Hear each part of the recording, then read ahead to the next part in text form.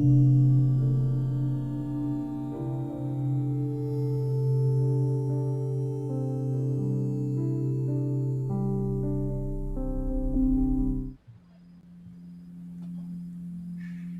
everybody, welcome to our third stream of Bards of New York. Today we are starting our second of our group of one-offs with all of our players, where they all at the end will come and meet in the same place.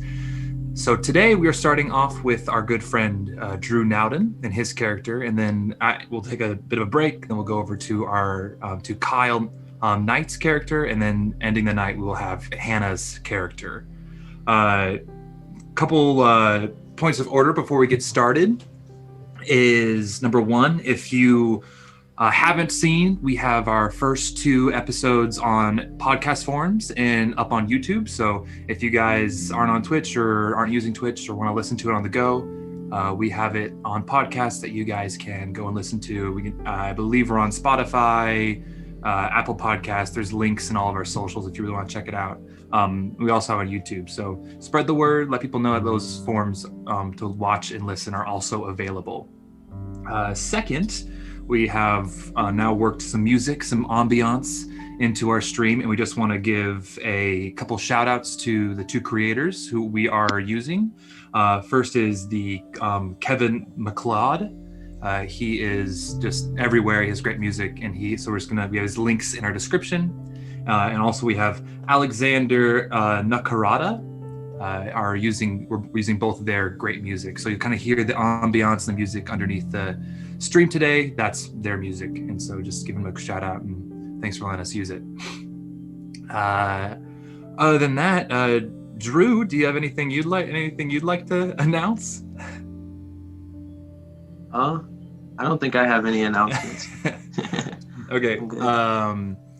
So just before we start, the rules: be respectful, be a fan of the story, be a fan of each other, and invest, and let's have some fun. Yeah?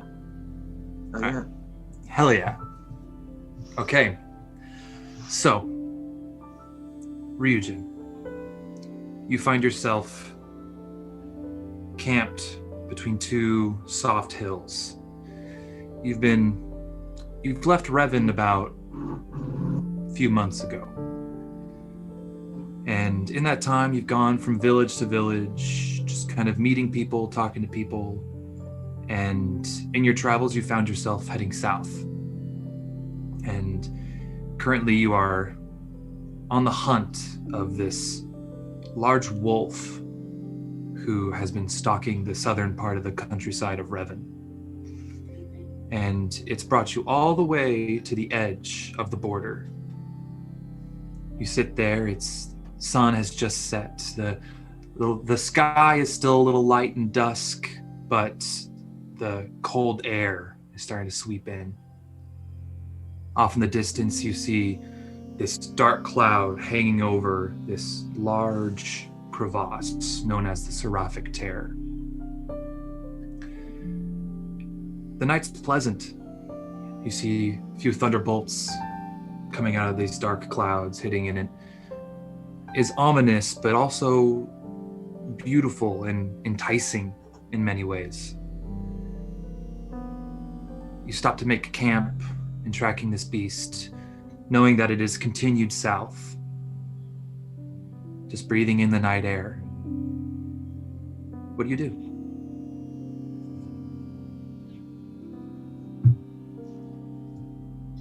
I think,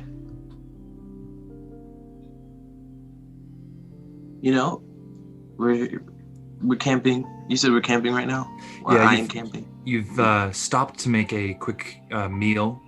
You've been tracking most of the day, and you've kind of narrowed it down, and it's gone south, and it is starting to enter this more of a canyon land area where the hills turn a little bit more into rocky cliffs. This large black wolf you've been tracking, and you have gotten a little close to the border of the Seraphic Terror, which is the natural border between the Amber Kingdom, which is the kingdom that the Duchy of Revan belongs in, and the United Territories of Armenia to the south. Gotcha. I think I want to do a little like reconnaissance, like check out the border, look around, see what's going down. Okay, dope. I love that. All right, so do you pack up camp at all, or just head on right out? I'll leave. I won't pack up. I'm just gonna check it out. Okay, perfect.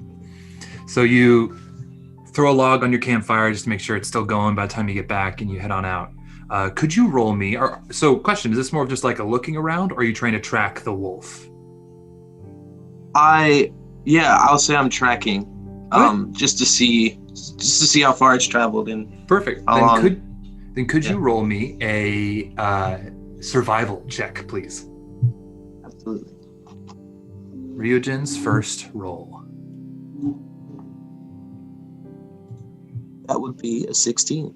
16, dope. Yeah. So you very quickly, the thing about this wolf, it is a very large wolf. And you've been tracking it for a few days. So finding its tracks in this kind of, in at least the softer earth of the hills that you've been tracking it in, very easy to find. You come up onto a hill and you find the tracks, and it leads down into this small canyon land that it's like two hills, but looks like the hills have been cracked in the middle.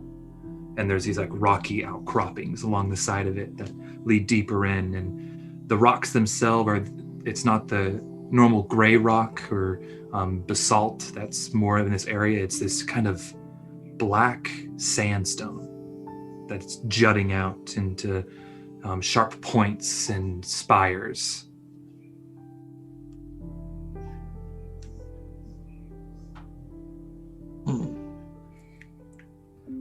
The tracks lead down into that canyon. Gotcha.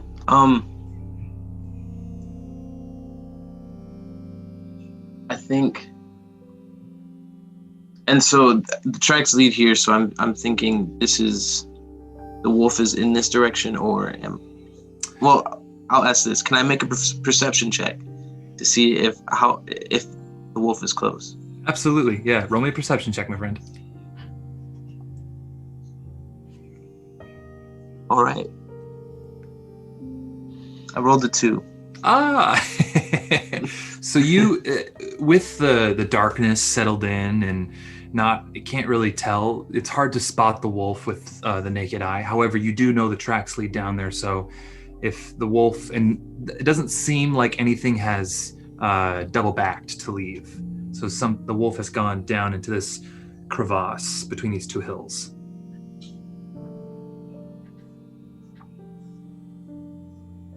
All right. I think I'll go back to camp. Or actually, before I do, I want to take a look around and see if I can find any kind of meat for myself to cook. All right. Roll me one more survival check then, just to try to find some small game in the area. That is a 6. 6? A 6 or 9. That is a 6. Okay. A little like, oh, dang it. Yeah. Yeah, so with the 6, it's hard to find any like game. Like you see a couple like small birds, but they're not worth any. There's a few orchards around here and some fruit-bearing trees, so you're able to actually find like a kind of an underripe apple and maybe a berry, like some blackberry bushes for a meal. Cool. Yeah. I'm gonna take that back, and I'm gonna prepare it the best I can. Your bounty. Yeah. Totally. All right, so you head back, and is there any specific way you want to prepare it, or are you just gonna make some food? Just make some food, Okay. So you put the apple, you like take half the berries and you put it in a pot, boil some water to kind of make a bit of a fruit tea, and then the rest you just kind of munch on as it's boiling, just to have something in your stomach. As you look out towards the Seraphic Tear, just enjoying the night fire and the task at hand, something strange occurs, and you don't need to roll for this because it's pretty obvious. You see a lightning bolt down. Moment passes, then down in the same exact spot, and then another moment passes, and this keeps building and building to where it seems 10 succession lightning bolts land off in the distance, kind of to where you went and scouted out, but a little bit further than where you went, and it's almost seemingly the same location. The sight is surprising. You've never seen this naturally before, and it's enticing. I'm definitely interested in seeing what's going down, so I'm gonna go back. Put the rest of the berries in your mouth and head on out. Yeah. Okay. So it takes you've scouted out about 30 minutes out and got the lay of the land, kind of looked along the border, and for the most part, that border is relatively the same. It's kind of turns from these hills into kind of more of this like kind of rocky badlands into these more like crevasses that just lead down and slope down. You head towards where you saw those lightning bolts, and it leads you to where you found the tracks, right there. That same crevasse that leads down and deeper. I'm going to prepare my weapon and continue forward. Okay. Would you like to, as you're now slowly moving your way forward, please describe yourself. What does it look like as you move? Yeah, absolutely. So, Ryujin himself is, he's about 5'11", so he's just above average height for a human, and he is a dark-skinned male with he's got dreads and they're pulled back into a ponytail with like an undercut. It's kind of got this like fresh cut. Yeah. Yeah, sexy. Yeah. And he's right now, I guess he's like crouching low, just like surveying, looking around, moving forward with caution. Knowing that this wolf is still in the vicinity, but also very curious about these lightning strikes. Mm-hmm. And the weapon you pulled out, could you describe that? Oh yes.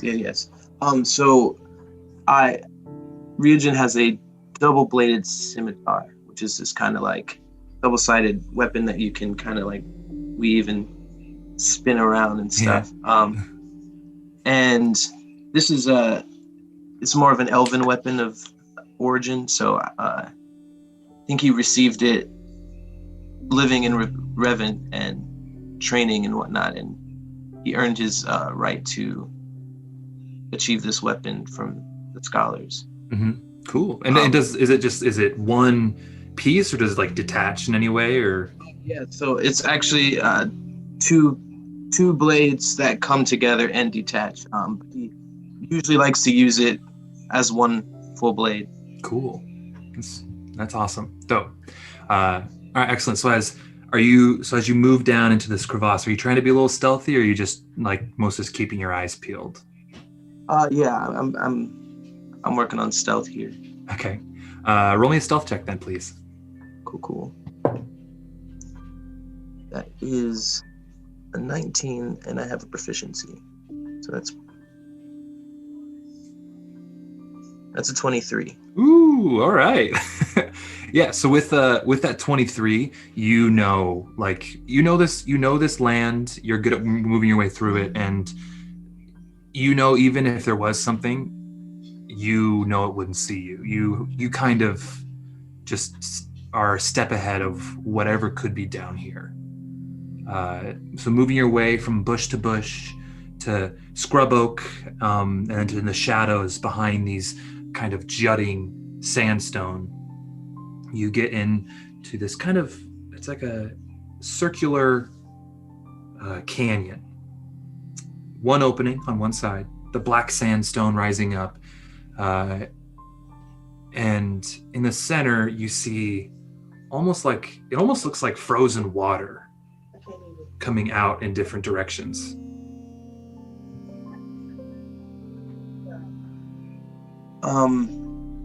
I think I'm gonna advance. I'm gonna walk toward it. Okay. You make your way forward, and you couldn't really tell in the night the soft earth that you were walking down through the hills has now turned into more of a sand. And it's this kind of grayish sand that seemingly matches the sandstone, but also looks a little bit mixed with the regular yellow sand that we see. You step closer, and this seemingly frozen water, what it looks like, is actually glass that has been flash solidified by the lightning strikes. You're able to discern that, and roll me a investigation check.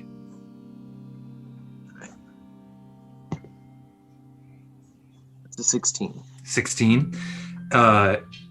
You kind of inspect this glass crater, looking into it, and in the center of it, half buried in the glass, is this cylindrical object.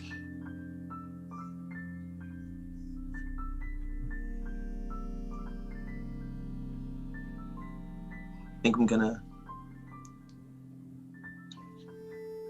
poke it with the part of my blade, see if anything happens. You poke it, and it has a reaction that's almost like stone. It's feeling on the end of your blade. It doesn't feel necessarily fragile, but it is embedded in this glass, so it doesn't budge, it doesn't move. It just kind of tink tink. All right, I want to try and break the glass. Mm-hmm. Roll me an attack on the glass.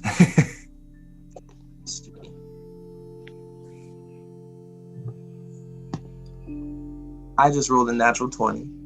Oh, hell yeah.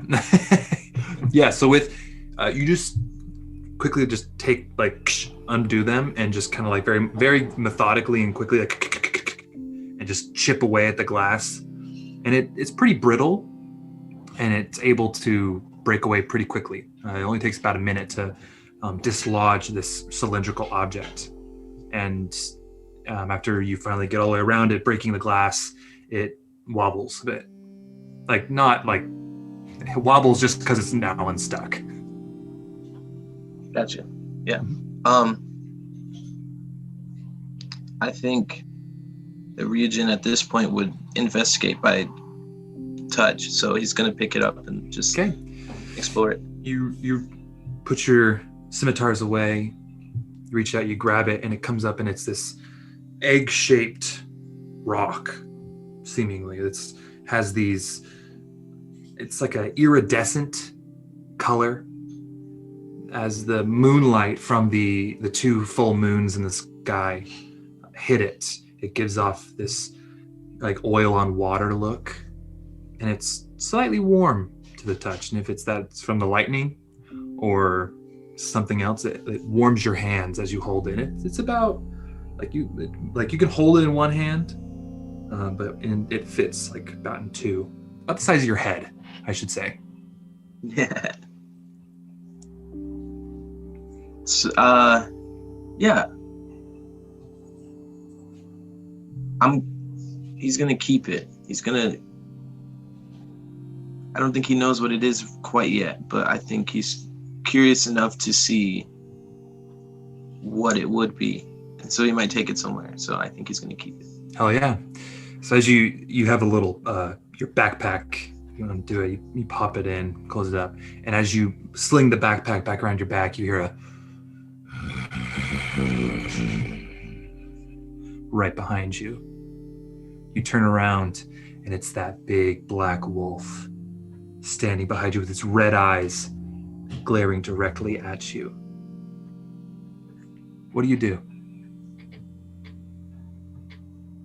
I think I'm going to pull my weapons back out.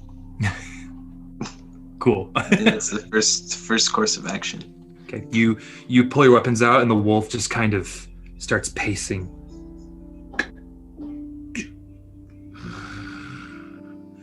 To the side, blocking you from the exit leading up. First, I'm going to try this peacefully. I'm going to see if I can communicate through animal handling with this wolf. Okay. So I'm going to roll. Yeah, roll me an animal handling check. That is. I think I have a proficiency. Where is it?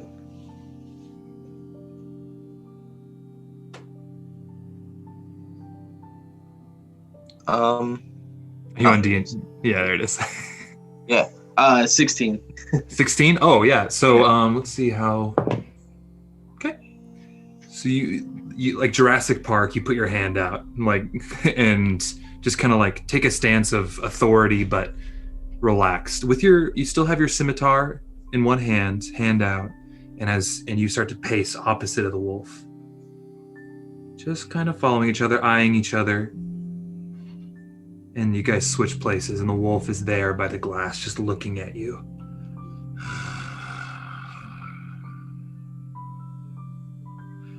Roll me a perception check. All right. That is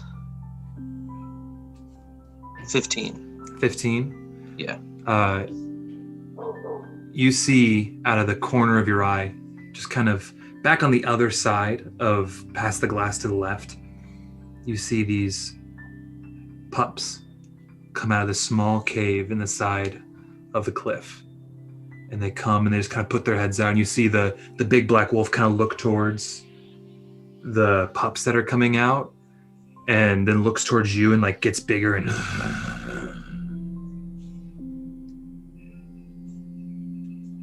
all right. It's a mom. Maybe. All right. I think. Yeah, I guess I don't know that. Okay. Didn't check.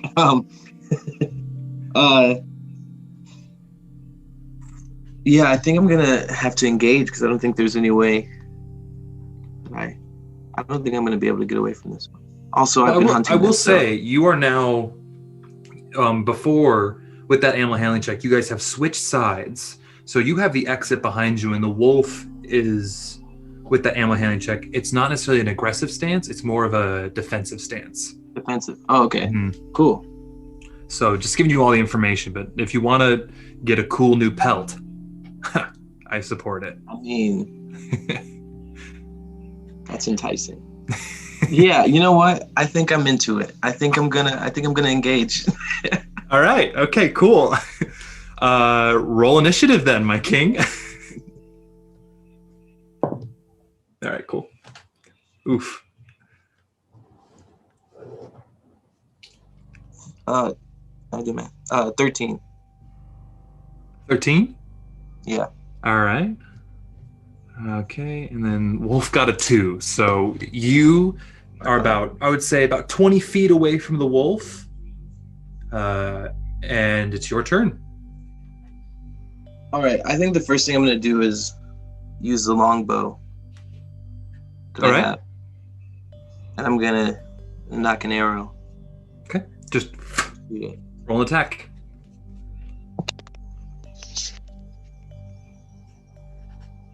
That is a 14.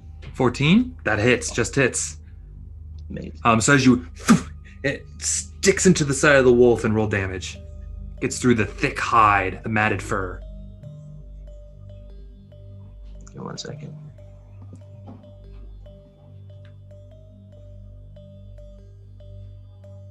There we go. That would be... I'm rolling the wrong thing. I'm so sorry. You're good, bud.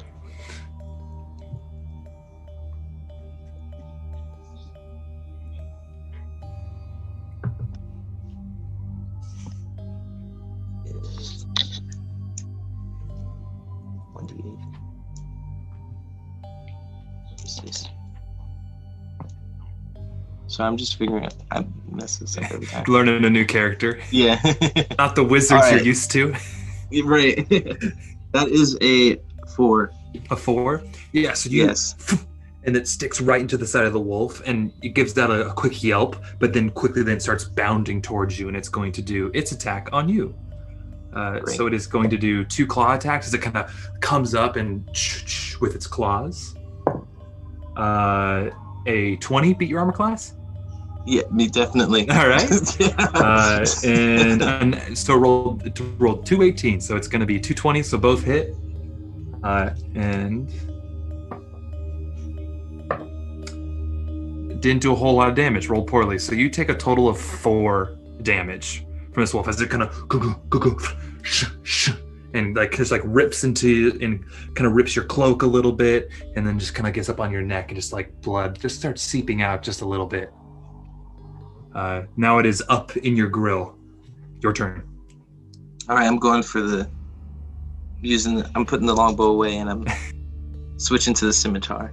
Oh, so you just kind of like toss your longbow and just like so fluidly pull out your scimitar is ready to go. Roll your attacks, because you're technically dual wielding. Yes. Yeah. So that's 15. That's gonna hit. Roll for the offhand attack now. Les, do you have what's your fighting style? Do you have that yet? I don't think. Hold on. Do you have is it archery or 2-weapon fighting? Maybe that's level 2. Did 2-weapon. Yeah, I did 2-weapon fighting. Okay, cool. So do your do your 2 attacks and you add your modifier to both damage if you hit. All right. Yeah.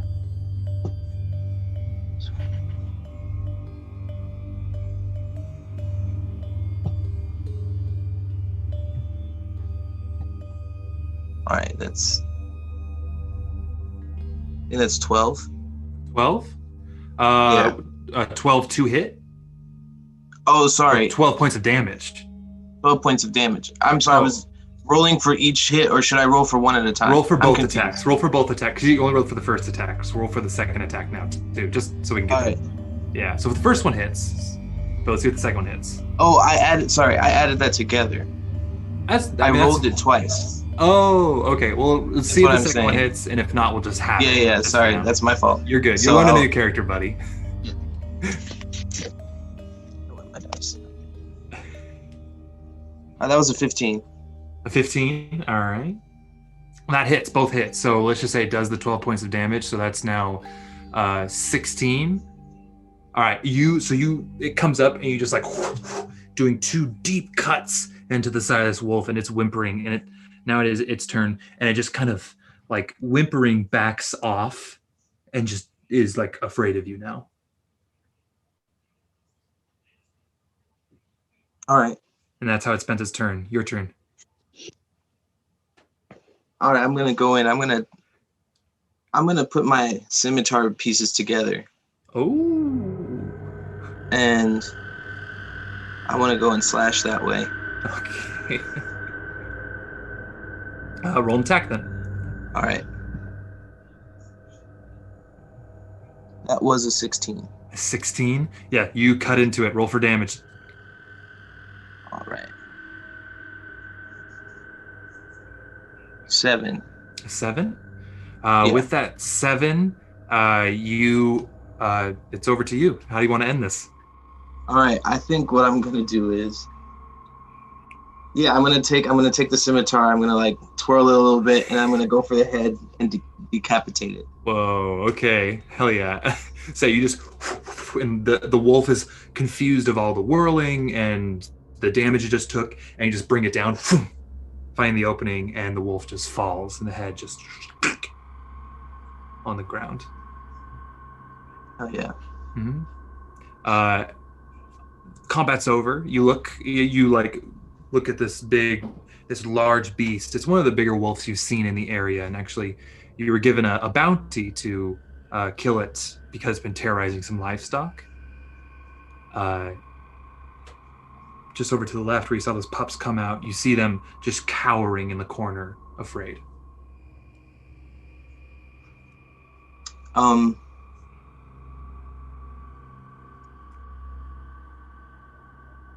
gonna. I feel it's kind of terrible. Killing this. I killed your mom, kid. Yeah. I'm gonna go over to the pups and try with the animal handling check. Try to calm them and make them feel less scared. I'm so down for that. I need you to roll me an animal handling with disadvantage because you did That's just fair. kill their mom. Yeah. No, that's fine. Yeah.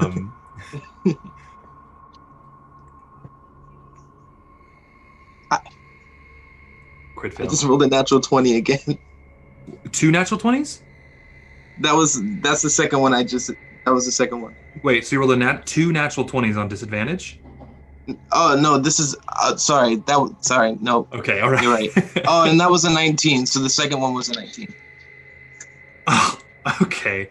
Well, you still. So the total was 19, or what's the total? I rolled twice. And you got a 20 and a 19. And a 19, yeah. And what's your bonus to animal Oh, handling? animal handling. Right. I forgot I have a proficiency. You're good, bud. 21.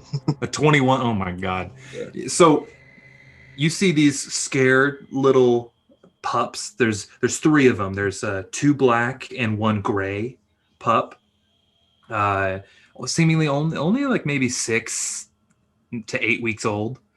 And you quickly are like the guilt kind of washes over you a little bit. You take out some jerky, and they come up and they start like not like one, like the gray one bravely comes up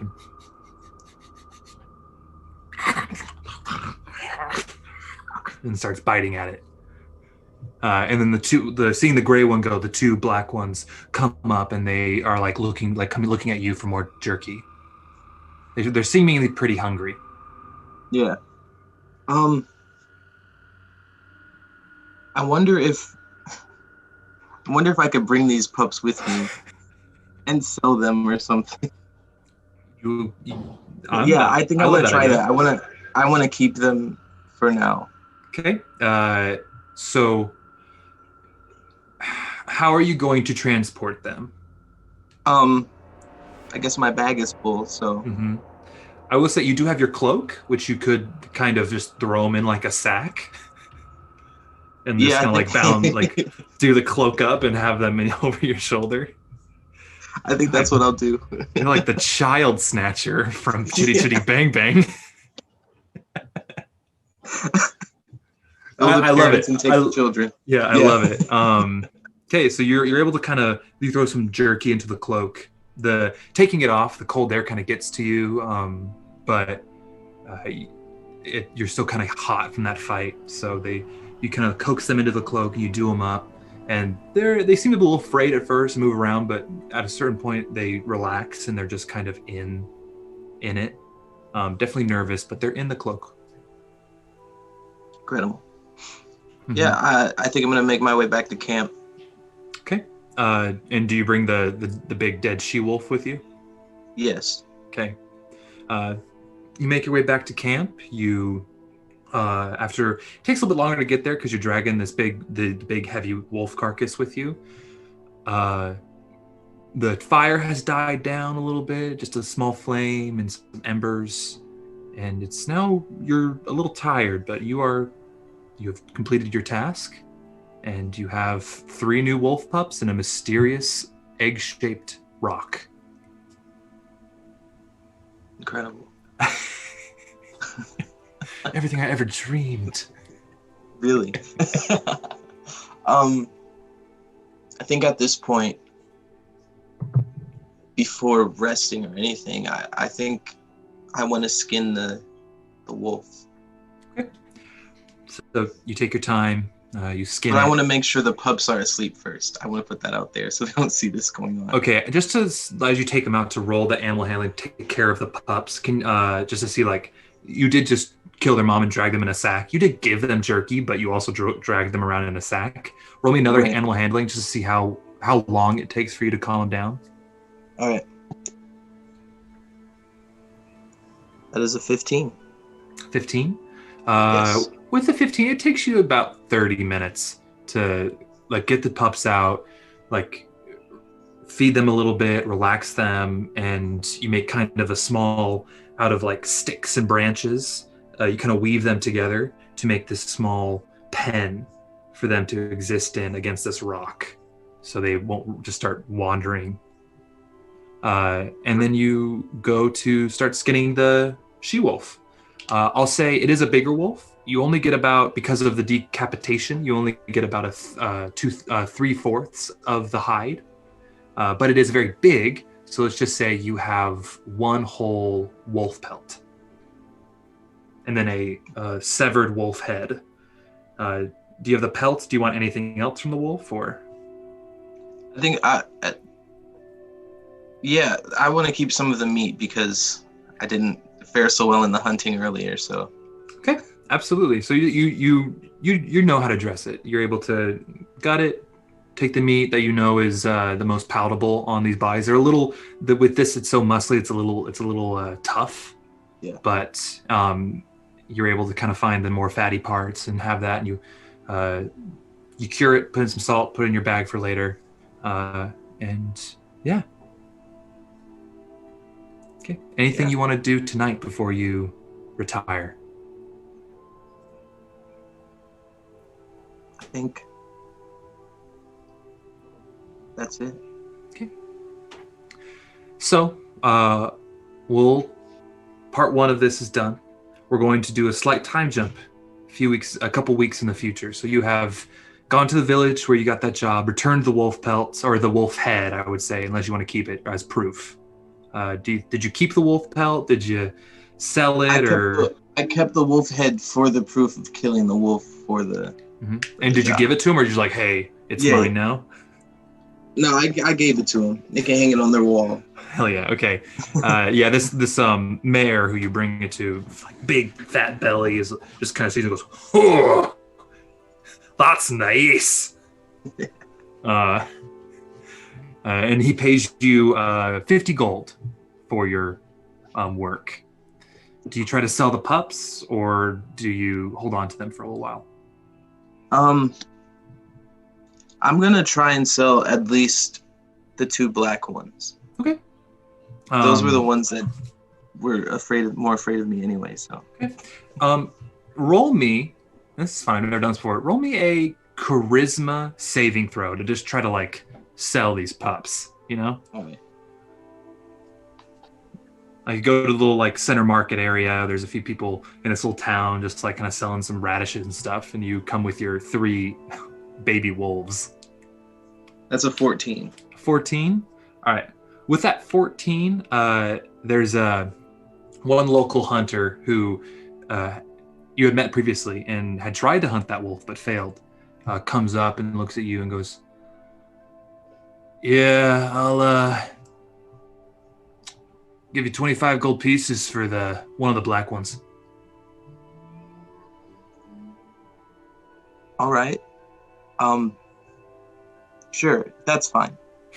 Nice. Yeah. Right. He gives you 25 gold pieces, and he takes. There's a male black one and a female black one. I'll give him the male. Okay. So you have the 2 females with you because the gray one is female as well. Okay. But you spend like a couple hours trying to hawk up the second wolf, but nobody's really buying. It's kind of a small town. There's some villagers who are like, what do I do with a wolf? Raise it to protect you. However, I will give you this. They do say that there is a larger kind of trade outpost to the south. It exists right on the border of Revan and the Duchy of Camden Mesa, which belongs in the United Territories of Armenia, the kingdoms to the south. There is a trade station, a caravan stop by the name of Last Stop. And they said there are a lot of tradesmen and tradespeople go through there. Cool. Yeah. Well, I tell them thank you. The old lady goes, "Yeah, of course," and just walks away.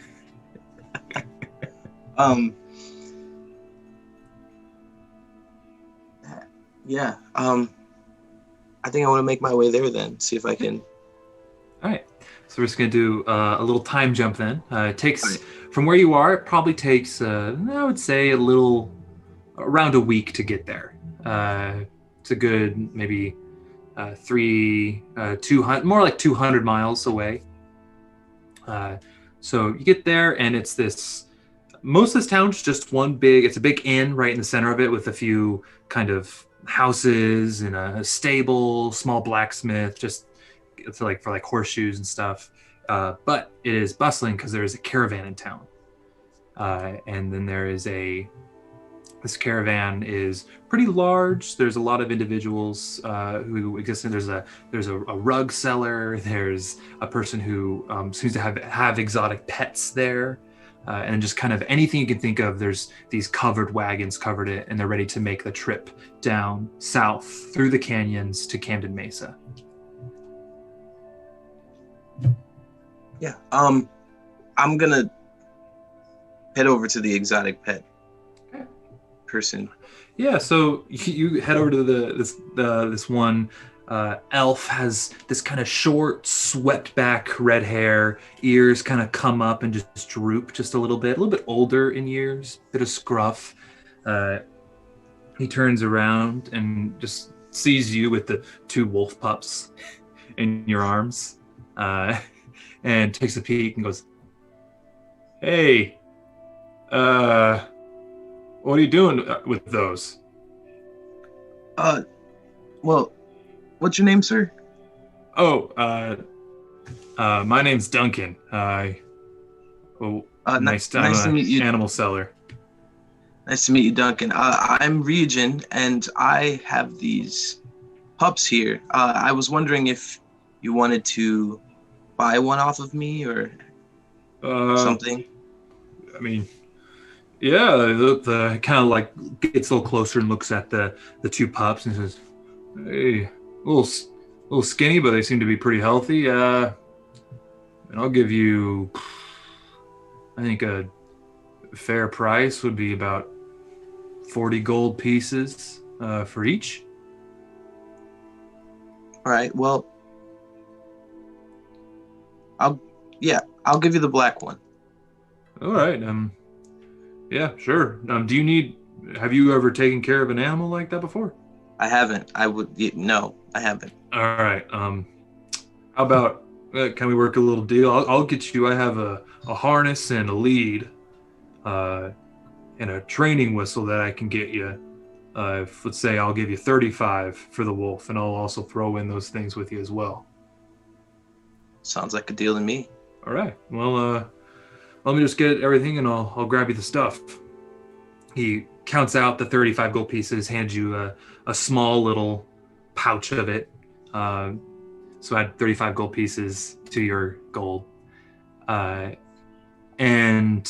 then also hands you this 2 leather leads. One is like a harness that would go around down the back, around the legs to kind of keep it. It's a little big, but there are adjustable straps, and he kind of shows you how to use them. And a leather leash. And the small, seemingly ceramic whistle. And when he blows it, you really can't hear it very well. But every time he blows it, you see a few of the animals kind of like shoot up and look around from their cages, or there's a little pen that he's created. And just to kind of be clear, they don't really seem abused. Like they're in, some of them are in like cages. But he seems to, as like you're talking to him, he's showing you how to use these things. He seems to care, at least enough not to just throw them in a bucket and give them to somebody. But he's an exotic animal tradesman, so it's his job. Right. So yeah, you now have a harness and a lead and a whistle. Yeah. I also, and then I say, Duncan, I also found this strange rock in somewhere. I was wondering if it's egg-shaped. I don't know if it's alive or if it's anything, but I just wanted to see if you knew anything about it. And I pull it out and I show him. Kind of looks at it. It's smooth, but he doesn't seem to really recognize it. There's no like in his eyes. Yeah. He looks at it for a second. He's like, "Yeah, it looks just like a rock to me. I don't know. Maybe the caravan leader may know a thing or two. He's seen some strange things. You can go talk to him about it." All right. Yeah. I think I'll do that. All right. Thank you. He's just right up there, and he points towards through a couple wagons. There's this one individual, and he's wearing this large centaur.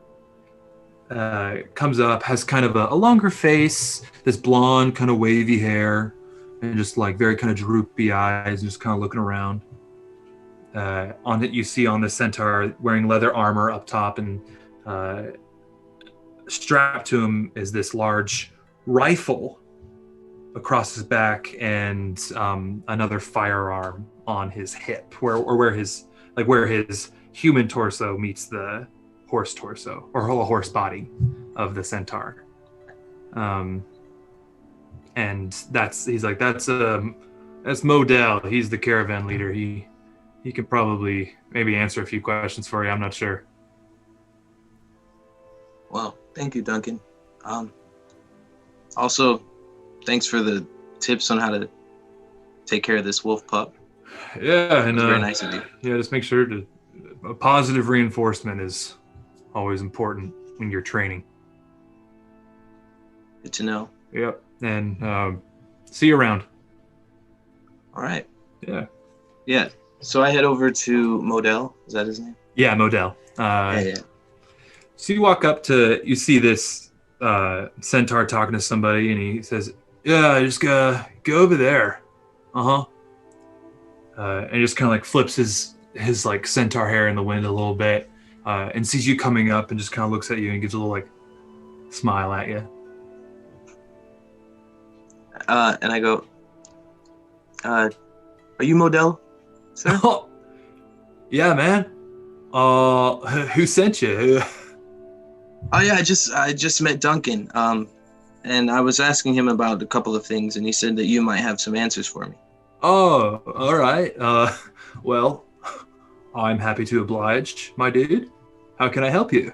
Yeah. And I pull out the egg, and I'm like, I found this weird stone, egg-shaped stone, and where lightning struck about 1,000,000 times.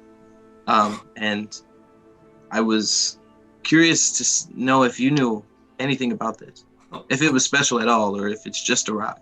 Whoa, my dude. All right. Yeah, I'll take a look. Sure. May I see your rock? Yeah. And I hand it over. He takes it, he just kind of like weighs it in his hands, kind of passes it a little bit between each hands, and like inspects it.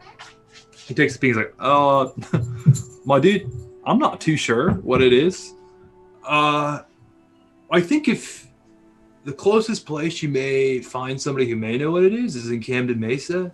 I got a friend over there who he may know a thing or two. But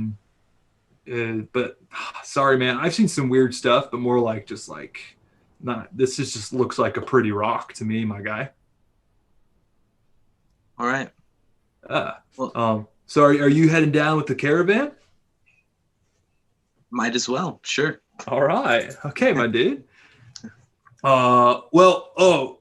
kind of like looks at your bow and your swords. Like, we are also looking for volunteers for security for the caravan. Are you willing to be amenable to helping out with some security?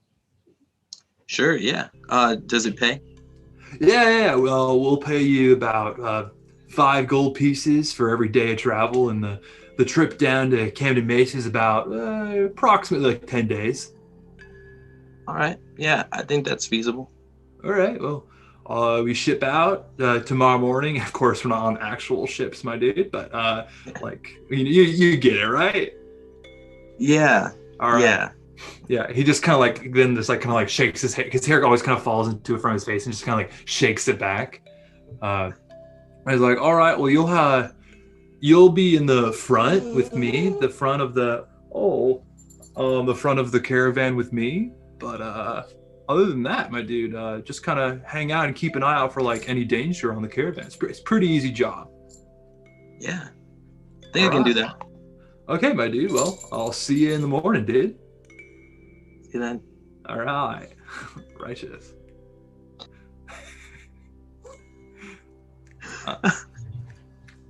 So, you now have a job for tomorrow? What do you do for the rest of the day? Anything you want to do, or? Did I get a quick recap on what other people were here?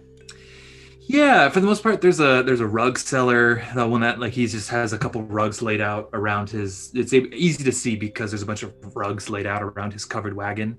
There's a couple small blacksmiths. There's a stable within the town itself and a small inn. But a lot of people are just kind of camped out around. There's a lake right next to this town, so some people are out swimming and fishing, and it's kind of a nice, not too warm. It's like 80 degrees. You're further south on the continent, so it's the winters, which it's technically late winter right now. It's pretty mild, so people are still like, it's a nice, beautiful day. Yeah. I think I want to go into the tavern, see what's going down in there. Okay. Yeah. You head to the tavern and you enter in, and it's, for the most part, pretty generic. There's just not a lot of rowdy activity. It seems that people are kind of resting before the big day of travel. You see there is one, the bartender in the back is this kind of thinner half-orc woman with this kind of curly short hair. I'm gonna go up to her. I'm like, hey, what kind of drinks you got? She kind of looks over at you. She goes, hey yourself, and we got wine, we got whiskey, brand. What's your poison? I don't know what you're talking about.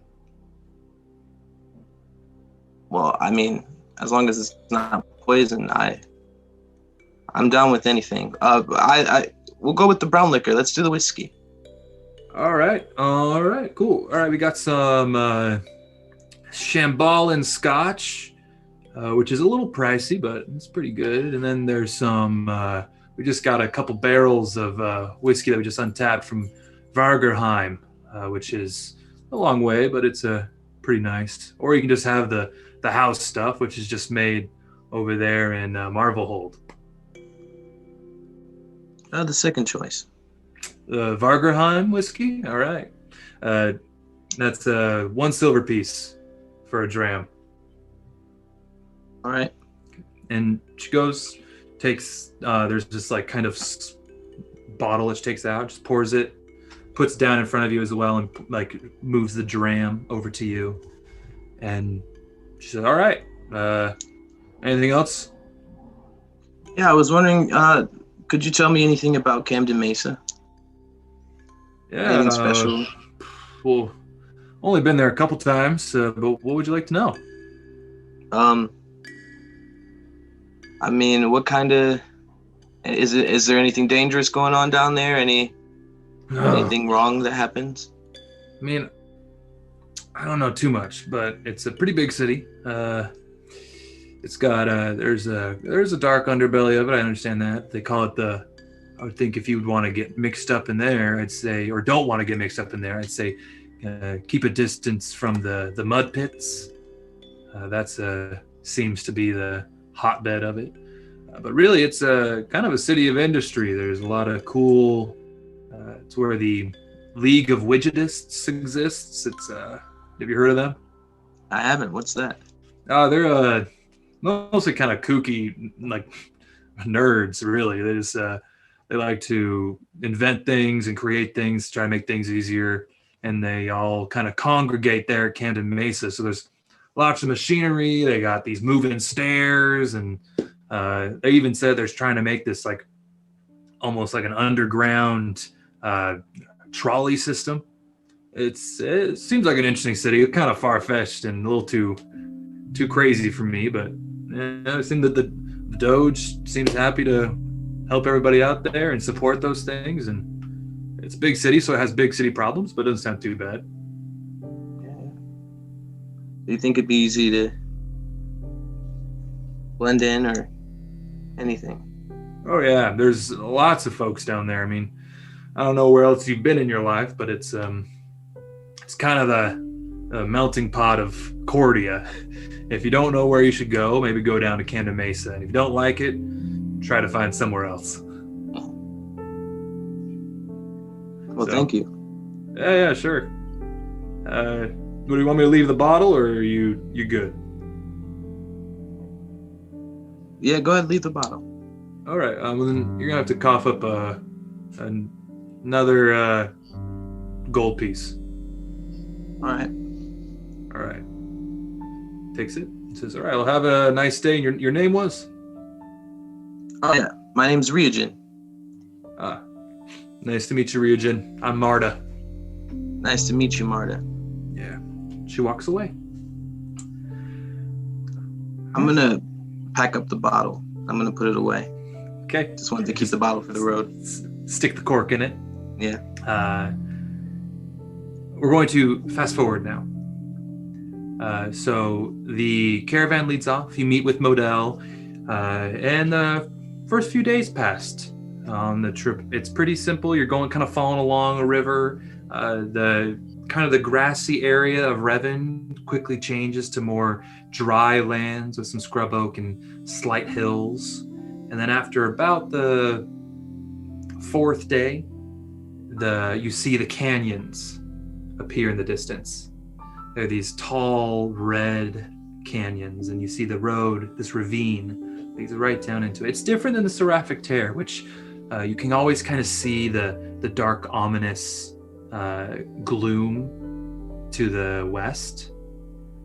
But as you continue south and the gloom kind of disappears, you hit the canyons, and travel's pretty simple. It's hot, but everybody kind of keeps their things together, and they share here and there, and there's campfires, and people just kind of tell stories, and the harmonica he brings out, he'll play it from time to time, and it's pretty simple.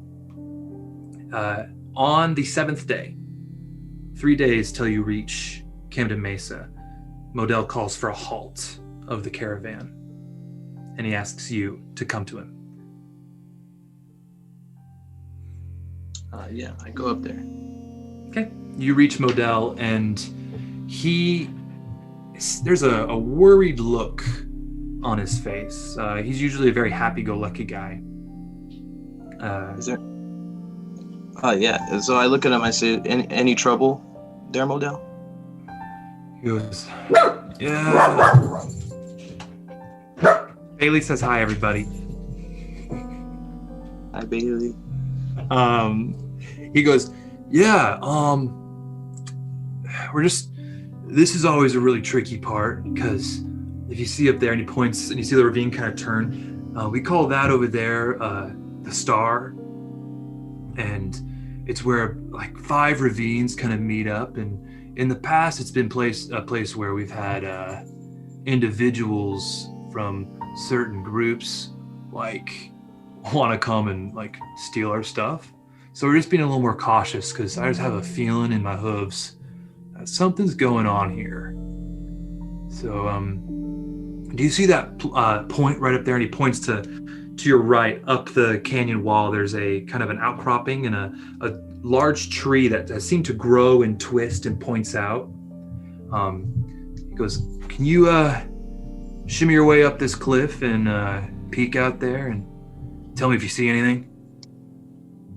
Yeah. All right. And he pats a couple pouches. He gives you like a large metal whistle. If you see nothing, whistle once. If you see something, give it 2. 2 long, hard tweets. All right? All right. All right. And if you see something, they're close, you better get down here quick to help us out, all right? Gotcha.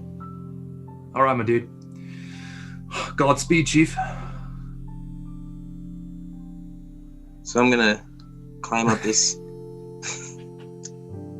Is it a cliff? Face? What am I climbing up? Yeah. That's what's going on. I think of it like southern Utah. It looks very similar to that.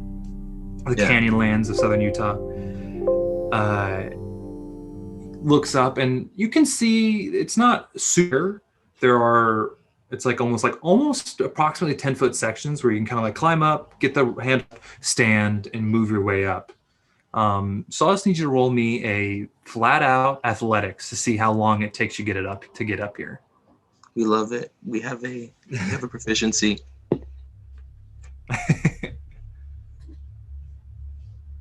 17. Mm-hmm. All right, with that 17, you pretty depthly get your way up, and just like it takes a little bit of time because it is about, I would say, like 120 feet in the air. But you're able to kind of work your way up, and you get to the top of this mesa, and you land in the distance. Large twisting tree to your left, going out into the star. Can I roll a perception check? See if there's any. Absolutely. Yeah, roll me a perception check. Is 15. 15. All right. So with that, you kind of look around, and here's what you see. You see 3 groups, 2 coming in from the smoke coming out. They seem to be moving pretty fast, coming from the east from you, so kind of to your left from the coastline. They're coming in through 2 smaller ravines. There's also the 3rd group that you see. And the 3rd group is coming seemingly from behind you as you kind of look behind, and they're on top of the mesa. You see this dust rising as you don't know if they're horses or something, and they're moving closer in. And they all seem to be moving pretty quickly. All right. Well, I'm going to blow that whistle twice. Okay. And then... So you give the quick tweet. Yeah. And then what do you have? You're up here on top of this cliff now. Yeah.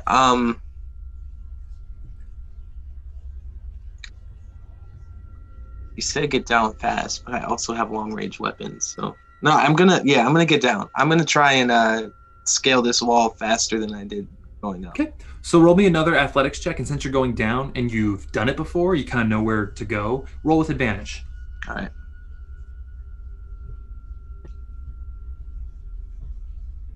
That's a 19. 19? Yeah. All right. Well, with a 19, you're able to just kind of like you'll basically like almost just jump every 10, 12 feet down and land on that ledge. And you get to a point where you're about 30 feet up. And by the time you get all the way down, you see those 2 groups have now come up and they've blocked you off from going forward. And they're comprised of about individuals each. One's to the left, one's to the right. And some of them are hiding behind their horses, shooting crossbows. And you see Modell now, he's behind a barrel that he took out and put down, and he's using his rifle and firing back at them. Hasn't really hit anybody, but you see arrows are flying and hitting wagons. People are running around screaming. Roll me a perception check. All right.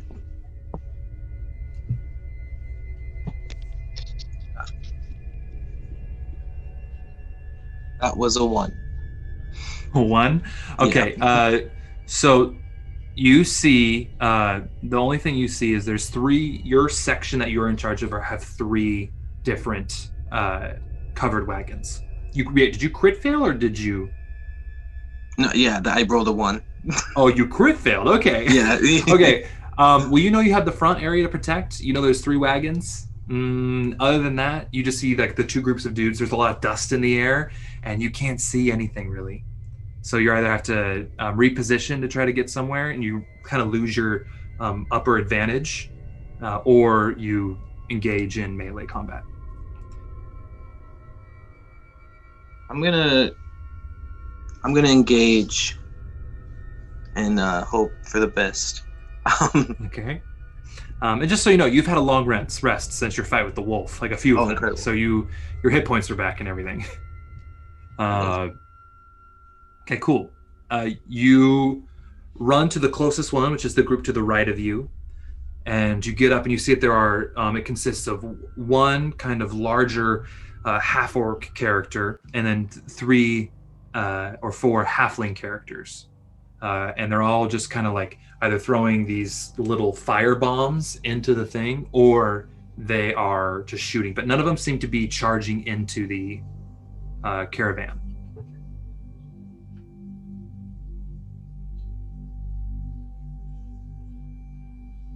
I'm gonna go for one of the smaller Okay. people. I'm gonna, yeah. So you run up and like just kind of through the dust that's been kicked up, you kind of get this first attack with advantage. All right.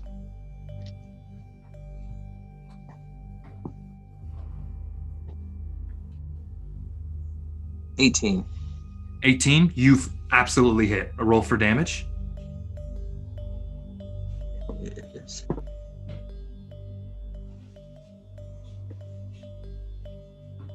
9. A 9? Yeah. Awesome. So you very quickly just like with this first like star, you cut this first halfling down, and he goes "Ah!" and just falls to the ground, holding his arm, bleeding. He's in like just kind of like, and just stops moving. They now all see you. Roll initiative. All right. Not rolling 11. good initiative today. An 11. You go first. Yeah. So all right. what do? There's the 4 minions left, and then the one big one. I'm gonna try and dispatch as many of the minions as possible before Absolutely. going to the big one. So, Okay. I guess the one closest to roll me. Okay.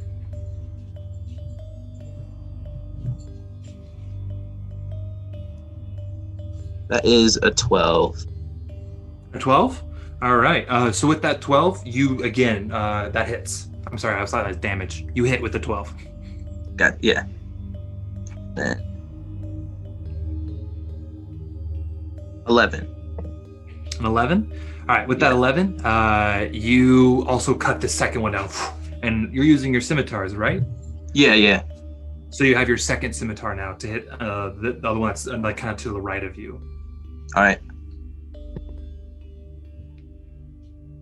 That is an 11. An 11? That also Yes. hits. Roll for damage. Incredible. It just hits. Their armor class is 11. And that is also 11. Wow. So you just cut down, and you do like a twirling move in the air and just cut down one, then get down and cut down the second, and just like that, 3 of these bandits fall to the ground and stop moving. With that, you see the remaining 2 minions and 1 captain kind of look at each other, and you hear the captain go, "All right, we've done. Gotta move." And the captain gets on this large mechanical contraption, sits down in it, and off as the 2 minions jump on the side of it. You can use a reaction to try to attack one of the minions or the vehicle they're on. Yeah, I think I'm going to attack the vehicle. Okay. Roll me an attack on the vehicle. All right. That is 14. 14. All right. With that 14, you just scimitar down on, and it just kind of tinks off the metal. It just kind of glancing blow on some of the machinery. And they kind of, on their turn, they hop onto this vehicle and off. Roll me a perception check. All right. 22. 22? Yeah. You see that the second group far away has now off, and they have are now driving down the same now westward star over you guys. There are a couple fallen halflings over by the other group, and they are seemingly have left. And you have scared them away. Amazing. A moment passes, and Modell gallops up to you, and he goes, "Whoa, my dude, you're like pretty good." You know, I even surprise myself sometimes. Nice. Let's go check in on everybody, and we can get moving now.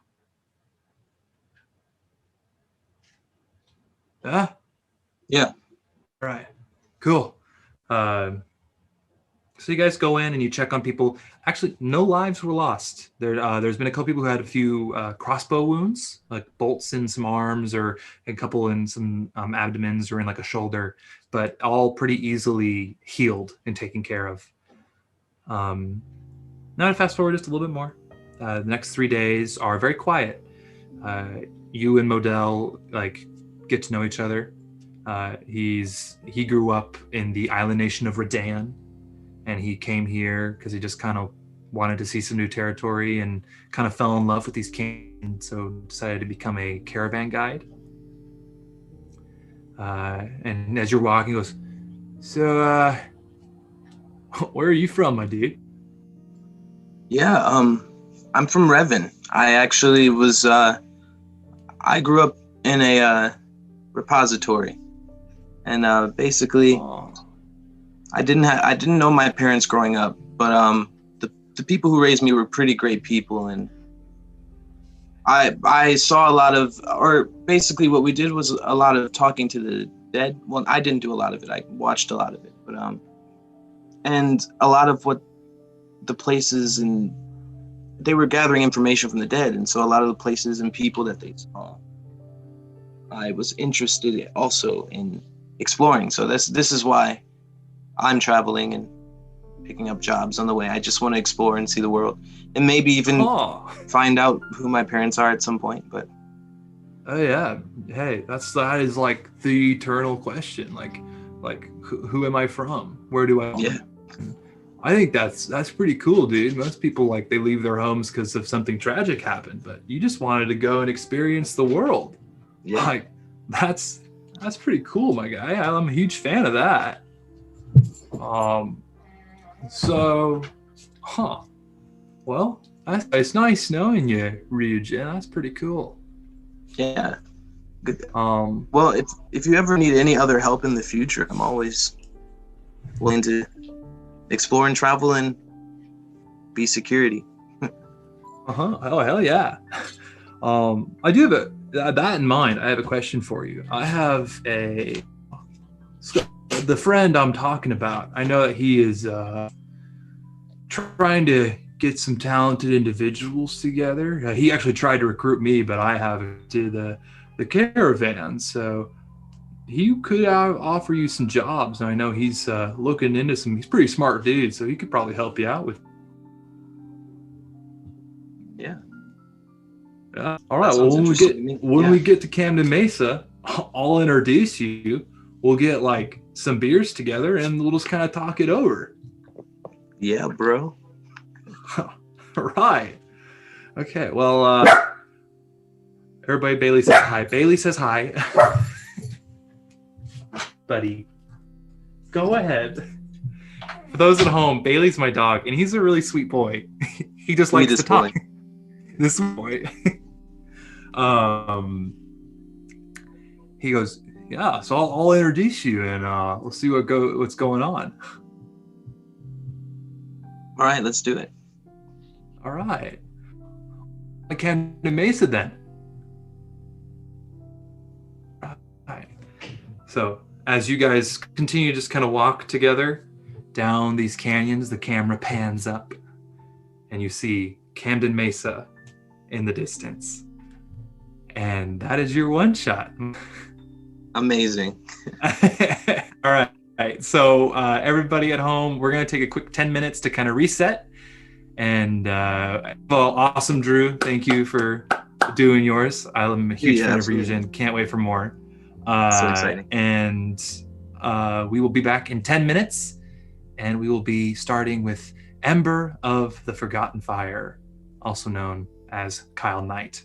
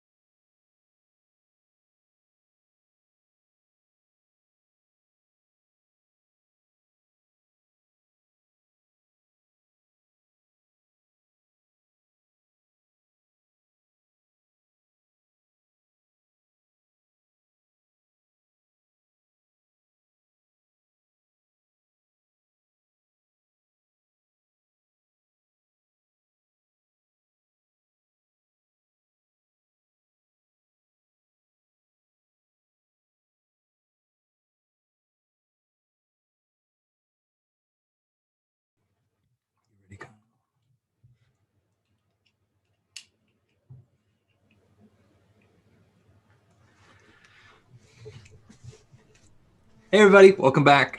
We are now starting our round 4 of 5 of our one-shots. Once again, hey, thank you all for tuning in. This is awesome. Love that you all are here. Also, if you haven't yet, give us a follow on Twitch if you haven't. It really is going to help us out. Also, check us out on socials. Follow us on our socials. All the links are in Twitch on our About. You can just go straight to them and jump right on them. And give us a follow on our socials and keep updated on what we're going to, with all of our streams and all of our content that we're going to be putting out, which more announcements coming soon. Our 4 of our 5 one-offs is with Kyle Knight. Kyle, you've introduced yourself in our Hi. session 0. Anything you'd like to say, my dude? Nah, man. Ready to kill some moms. Oh my god. All right, well, hopefully that doesn't become a habit for the group. I was like, hell yeah, Drew, nice, my guy. Okay, awesome. So, Ember of the Forgotten Fire. Is it the or a Forgotten Fire? Hey. A, my bad. Ember of a Forgotten Fire. How dare you? You find yourself crawling through a gap covered in dirt, and you think about the choices that got you here. Where did you go wrong? Was it taking the job with the Red Knights? I mean, they paid well, but how could you have known they would have stabbed you in the back and cut the rope leading that you climbed down into the pit, stealing your horse and your money, and leaving you to die? Nah, that is on them. That's their fault. They're the dicks in the situation, you think to yourself. As you have that thought, you push, crawling through this small gap. You feel a big spider web attach itself to your face, getting caught on the side of your snout. You let out a curse on the luck of the knights. Thorgos, Felix, Geet, and Hammond. Fuck you. You think if you had magic, you'd feel like that curse would have worked on the gods themselves. And then you get past that small gap and there's a moment of respite. A slightly smaller, you can just kind of fit into a little ball within this small crack in this tunnel you found yourself in. You're able to bring your hands to your face and wipe away the webs and the dirt. And as you do it, you feel something. The smallest breeze just brushes past your whiskers, coming from above. You look up and you see just a little bit of light coming in through this crevasse, big enough to where you can just crawl up through and reach whatever that chamber is above. You deftly climb up the chamber, and as you push yourself up, something catches your eye. But as you pull yourself out and dust yourself off, could you describe yourself for us? I can, yes. Ember is a tabaxi. It's a feline humanoid. He has very, very, very dark fur, almost black, but just slightly gray, and a tiny leopard pattern that you can see on his head, some of his arms and his back. He has golden eyes and looks like a cat.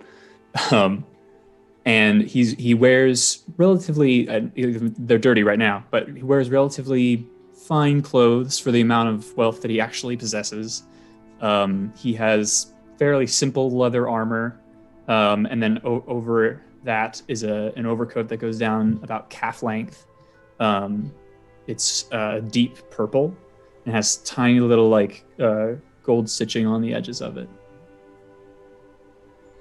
All right. Awesome. So you push yourself up, you brush as much dirt off of you as you can, and you find yourself in this large square room. It is filled up the walls with gold and treasure. Just where you are, it's the stone floor, but on the edges, it's almost like a Scrooge McDuck-esque treasure. Your eyes just widen with surprise. What do you do?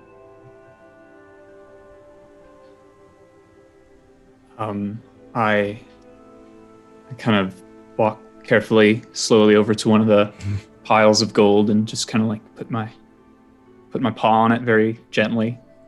As you see what happens. As you reach your paw out, it just kind of goes past an illusion, and it hits the ground, and you feel something under your paw, past the illusion. Fuck. Pull it out, and it's just 1 gold coin. Pocket it. Roll me a perception check. I kick through the rest of the illusion. Yeah, you start like angrily kicking through the illusion, like cursing your luck. Where it's like you're so excited, and then like no. And you get about 20 gold pieces. It seems that they had been spaced around, and as you take away the coin, the illusion kind of starts to flicker. And the one thing you do notice as you take the coins, the illusion seems to be centered on a point. And that point is in the center of the room. And you look, as you kind of finally notice it after getting over the treasure not being there, you see that it's this pedestal created with 3 legs. Each leg is carved as a different animal. One is carved as a golden eagle, and it comes up kind of like it waves and comes up to a small point. The other one is carved as this beautiful dragon, wingless but snake-like dragon. And then the third one is a buzzard with its vulture wings and the large beak reaching to the top. And like it's the dragon mouth, the eagle mouth, and the vulture mouth, all holding this very small, about that big, delicate, ornate glass lantern.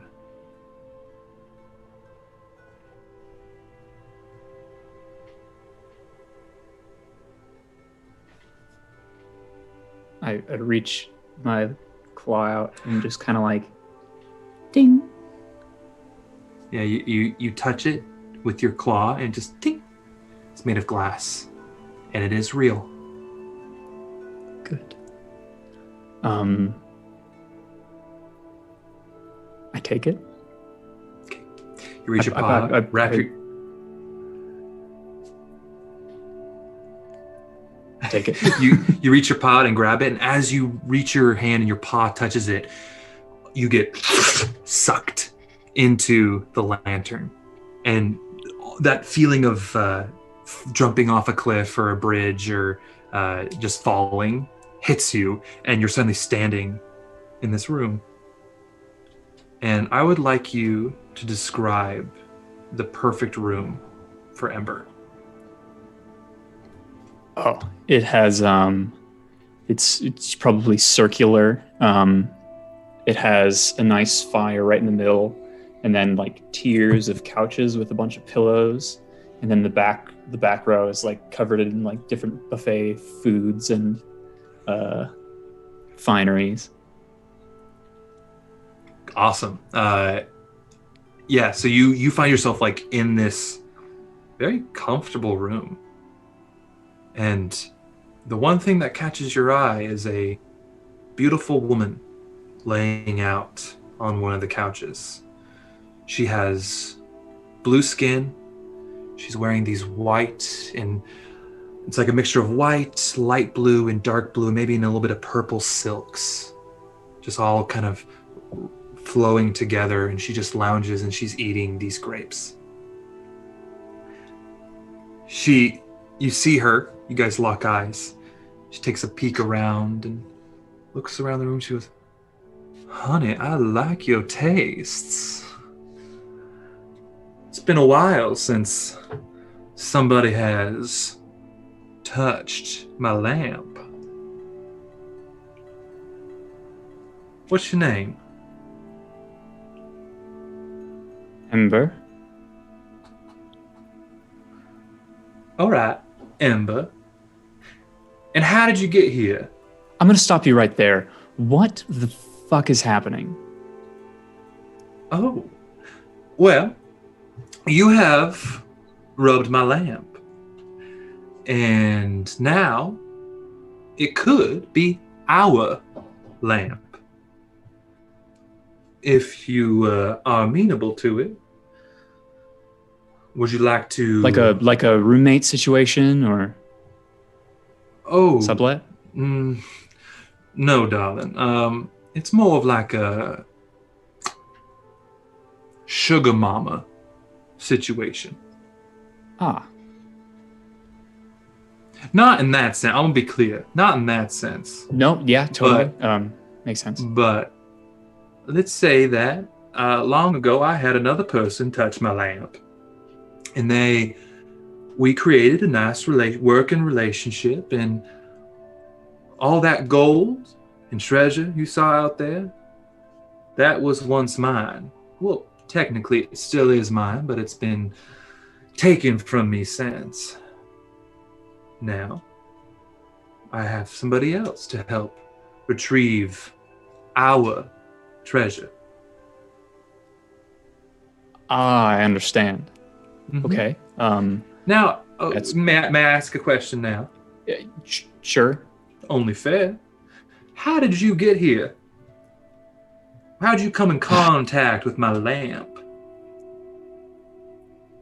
I'd say that it's been a long day. I don't know if you have any windows in here, but you're currently in a tomb out in the middle of the desert. I took a bunch of bumbling idiots to the tomb, and they promised to pay me, and they didn't, and then pushed me off a little ledge, and then I landed, and now I'm here. And then I saw your treasure fake trove and was obviously curious. I do ask, is this deal that you're describing, is it something that I get to benefit from? Oh, yes. Yes, this deal we are describing is mutually beneficial. I'm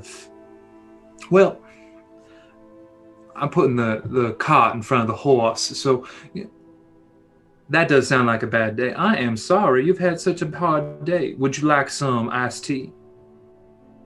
Oh, yeah, sure. Waves her hand, and just with like a puff of smoke, a swirl, iced tea appears in your hand. Just perfectly chilled, droplets coming down the glass, little umbrella sticking out of it. He sniffs it. Sugar? Yes, please. She does a little peek, and you see just like a little swirl in the liquid. You just, now go ahead, honey.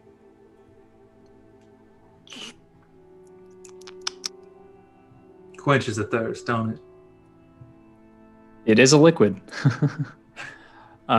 Sorry, I'm just a little frazzled by these events. I thank you for your hospitality. I'm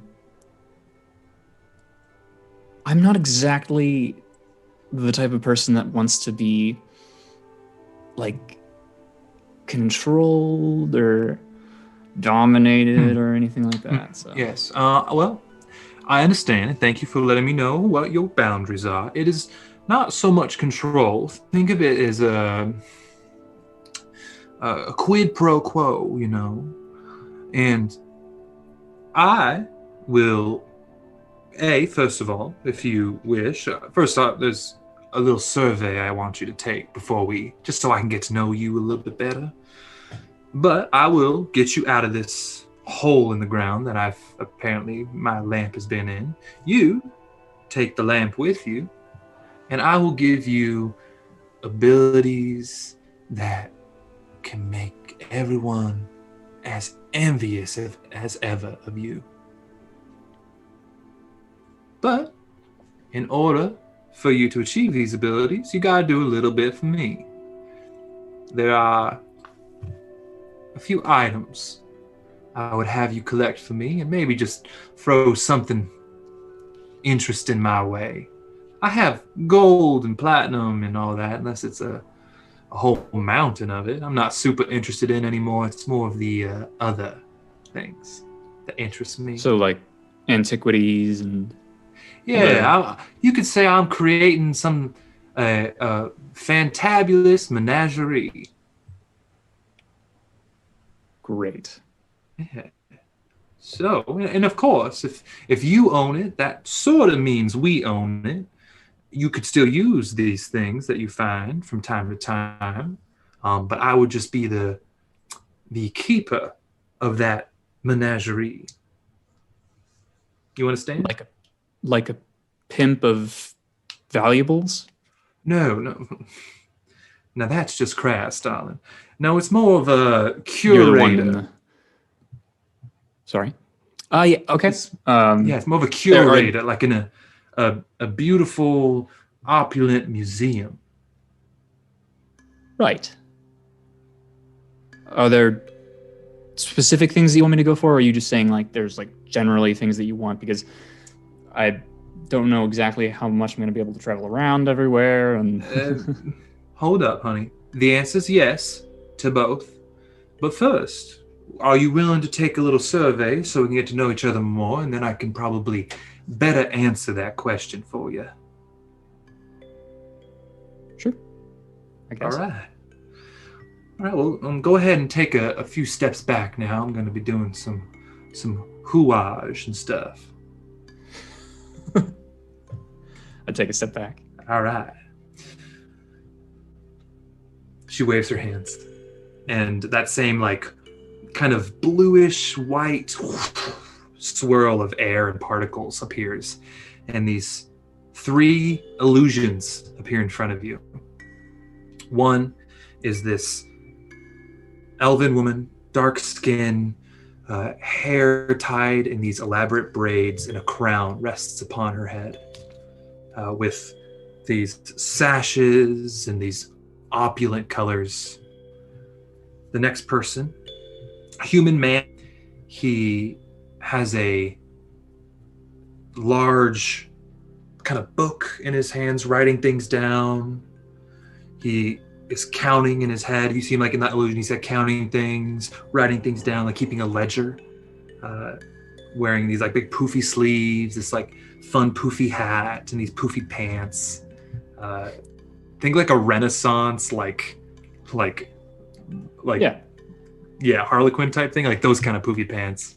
Got it. Ember kind of like muffles a scoff. Yeah, Like the guy wearing them loves them, but he looks ridiculous. And then the next one is this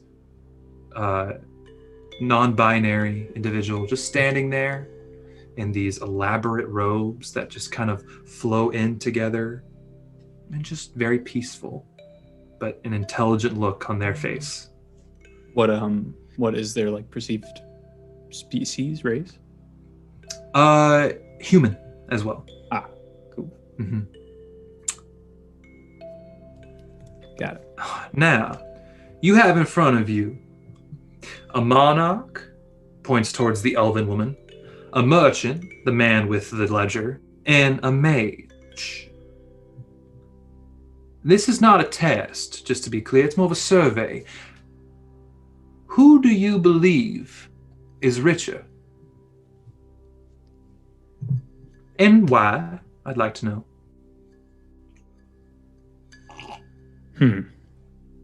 Well, you're asking me to make assessment based off of how these people seem. I assume one would at first think of the monarch because they are wealthy with wealth. And then one might say the businessman because he works so hard and all that. And then I feel as though you're kind of leaning towards the knowledge is power and wealth, and so the mage is the most rich.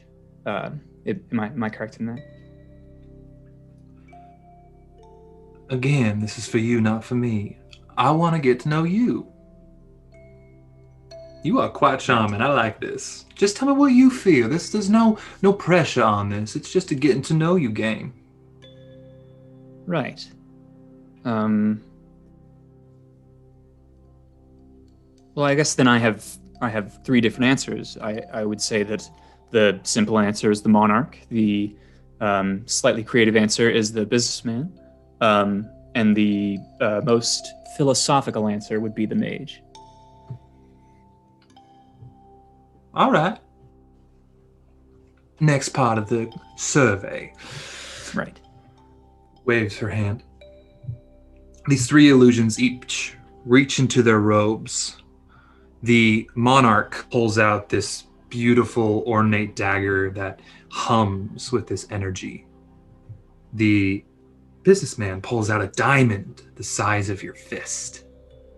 And the mage pulls out a small letter with a wax seal for privacy and holds it up. Now, which one entices you more? Entices, as in which one would I like? Yeah, if you were to choose one of them, which one would it be? Interesting. I'm going to go with diamond. I know that opening someone else's mail is a felony. So, and I don't really have use for a dagger. I have a couple, and they're barely used at all. But a diamond could buy me a lot of things, so probably the diamond. All right. That was quick. I like a person who knows what they like. Now, finally, she waves her hands. Each illusion kind of turns into that dust and then re-solidifies onto this like almost floating item.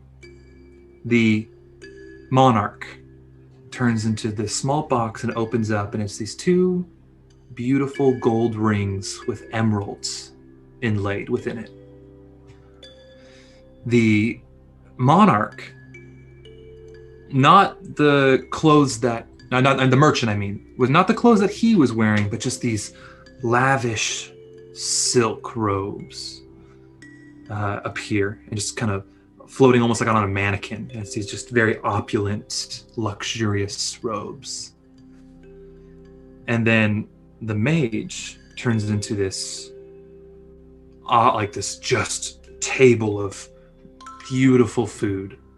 Like a 20-course meal, each one better than the next, it seems. And just the smells hit your mouth, your nose, and your whiskers twitch. And you're like, oh. And Ember lets out a slight purr. Yeah. Now, hypothetically, with that, and you see the diamond that would have been there, she says, hypothetically, with that diamond, and waves her hand, it appears in your hand. What would you spend that on? Silk robes or a lot of food. Or the rings. Or the rings. The rings are a little tacky. Robes look really comfortable. Food would be pleasure and then pain later. So I feel like the robes, because they're reusable, can't exactly re-eat food, or I wouldn't.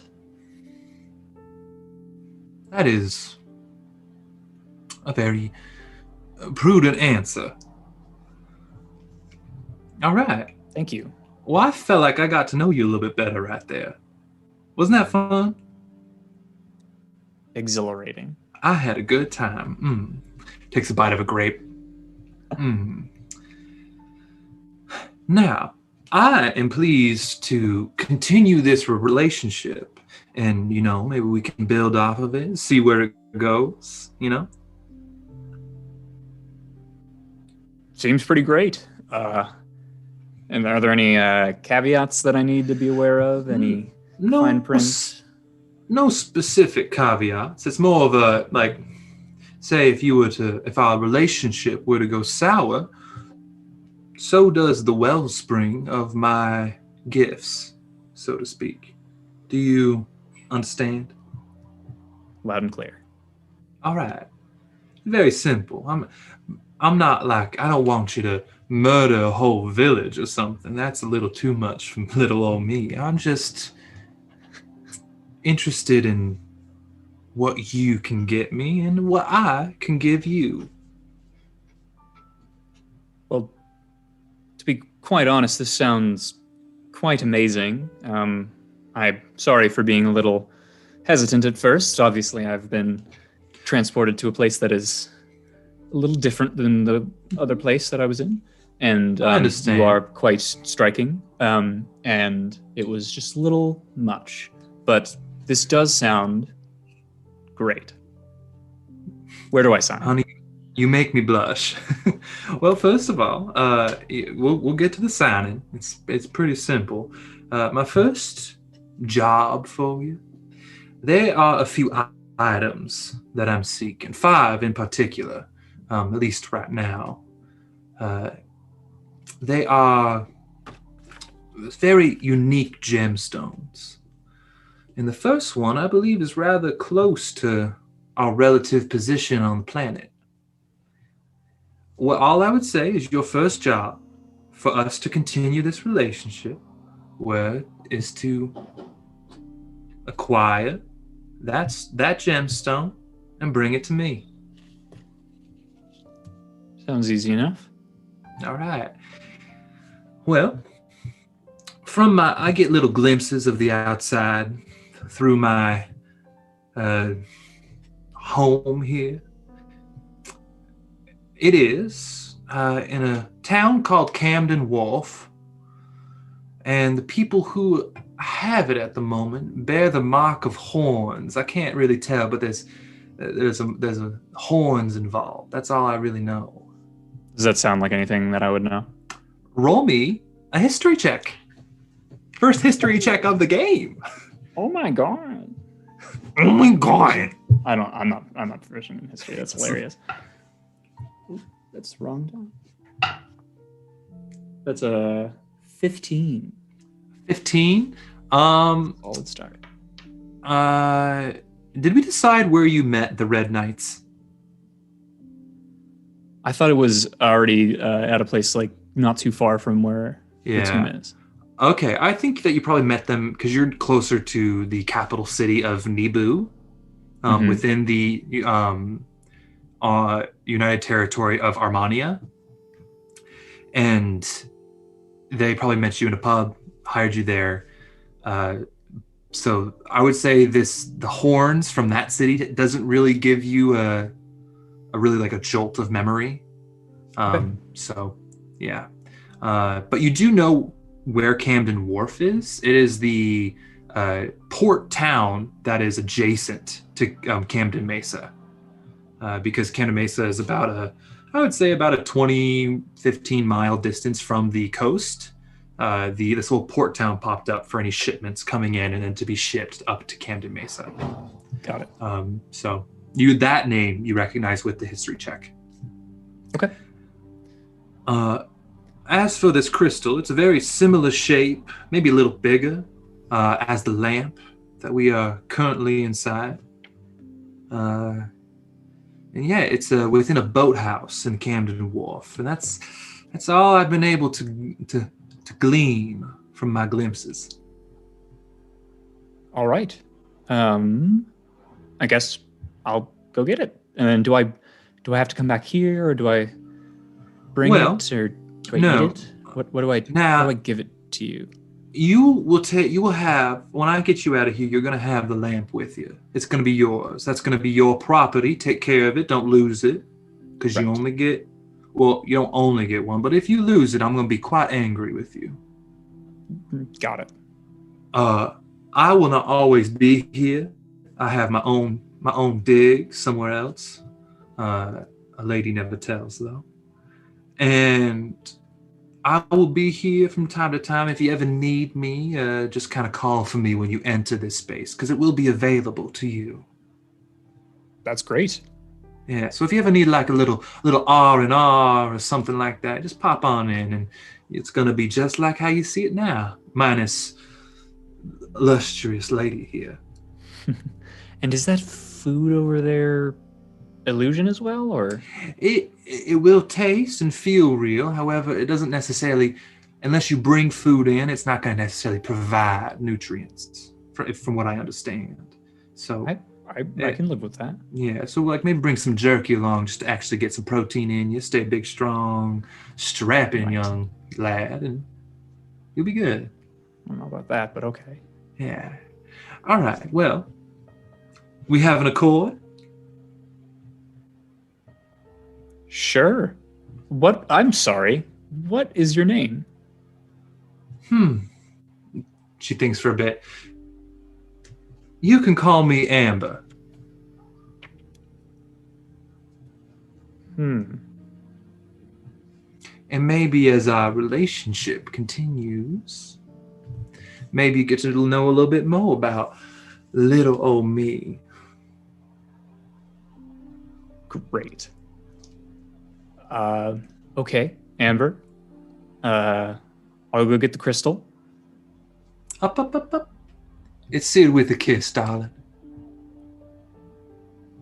Just right here. No lips. Please, I'm hygienic. I'm clean. Don't worry about it. Just right here. Kiss me on the cheek, right there. Kind of like walks over slowly and a little bit of a reluctant stance, kind of just goes. You see her kind of go, all right, I'll take it. She says, well, I'll see you on the other side. And I am so excited for our relationship. She waves her hand. Same. She said, you get just same feeling of you drop, and then the next thing you see, you're looking up and you see this kind of small town pushed up against the coastline. The sun is just starting to rise, and you are in Camden Wharf. Takes away travel time? It was a teleport spell. You instantaneously got there. No, I just mean like Ember says to himself, that takes some time. That was a question. Gotcha. I understand the concept of teleporting, Woody. Jeez. You do? That's fucking cool. Yeah, so you have arrived right there. What do you do? I go get a drink. All right. Roll me an investigation check just to see if you can get like the lay of the land of this wharf town. Investigation. I am proficient. Ooh, big rolls. 22. 22? Awesome. With a 22, you're able to you find you just kind of like ask a couple people and you charm them easily. And they tell you like, hey, yeah, there's a bar. It's called the Soggy Log. It's over there. It's got some good stuff in it. There's a winery kind of up the way, but it's kind of I've never seen a lot of people go in there ever. I'm sure. Well, thank you. Yeah. I will see you. Probably never. Probably never. Yeah. Thank you again. Goodbye. All right. See ya. He just picks up a crate he was carrying and just continues to trawl on. This little wharf town is busy. It's early morning, so there's shipments coming in. The fish market is open, and there's a lot of people buying fish for restaurants and inns. So there's a lot of energy in the town this early in the morning. Where do you go? I go to the winery. Okay. Soggy Log kind of makes Ember kind of like shiver. He's like, ugh. Yeah. Okay, cool. So you walk up to where the winery is. It's kind of the edge of town, a little bit higher on a hill. As you walk up to it, you see that there are a few vineyards. And being next to the coast, there is a little bit of greenery here, but it's not necessarily what you would think a winery would be. Like you're like, where do they grow the grapes necessarily? But then the vineyard, yes.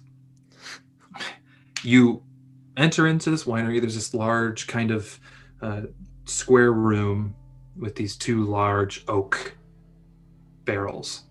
You enter in, and this gnome woman pops her head up from behind the counter and goes, Oh, we haven't had. Oh, hello.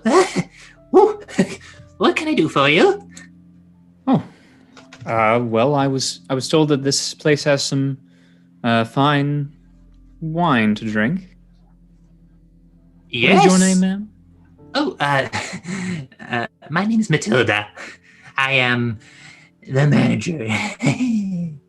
Impressive. Yes, I was newly promoted. How did that happen? Well, the old manager was fired, and I was the only one who worked here as well. Well, I'm very happy for you. Oh, of course. So, I would love to have some wine. It's been quite the long day. I don't believe I can exactly describe how and what has happened, because I don't know if you'll truly believe, but I would love some wine. Okay. Well, would you like? We have, and kind of looks over to the barrels. We have We have a cedar white and a cedar red. And we have a few of our specialty bottles, but those are a little bit pricier.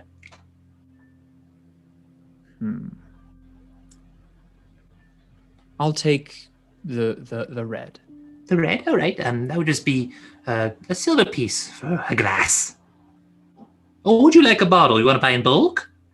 Oh, you know what? I left my coin purse at my inn. If I could just have just a few sips, and then I'll go, and then I'll bring the money back. Ooh, roll me a persuasion check. Oh boy. Persuasion? Persuasion, yes. All right. 8. An 8? She goes, Ooh, no money, no wine. Ooh. Right. Well, I'll be right back then. All right, we'll come back with money, and I'd be happy to serve you, but unfortunately, sir, we are a business. All right. I turn around and I start walking out. And as I walk out, I quietly cast Minor Illusion. And I make a sound coming from like the back room that sounds like something like crashing to the ground. okay. Roll me a deception check, but add your spellcasting modifier. Or whichever one's higher, your deception or spellcasting modifier. They are exactly the same. So do spellcasting just for flavor. Got it. That's a 13. 13. Let's see if she falls for it.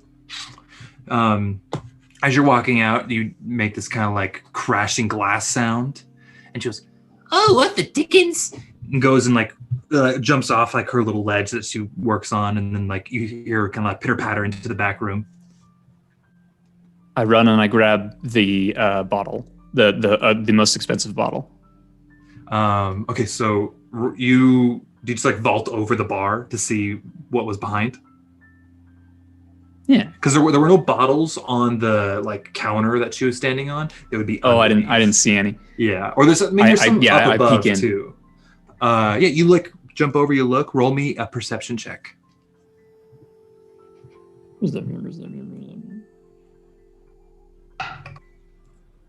7. 7. Bad. With a 7, you don't see, you're just moving quick, and you just the first one you grab is a white, and it's just like the house white, but it's been bottled. Back. Can I get a different one? All right. Yeah, you absolutely can try. Let's see if she stays out there. The noise happens for about a minute. It can like keep going for a minute. Yeah, you hear like what's going on? And you hear it kind of like frustrated in the back a little bit.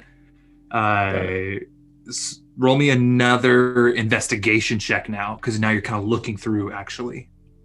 A little bit better. All right. That's a 22. Oh, dope. Okay. Keeping the white there, you like kind of like upside down or going through it, and you like see one way in the back. It's this very old looking bottle with this black label on it, and you can't really make it out, but it looks expensive. I take it.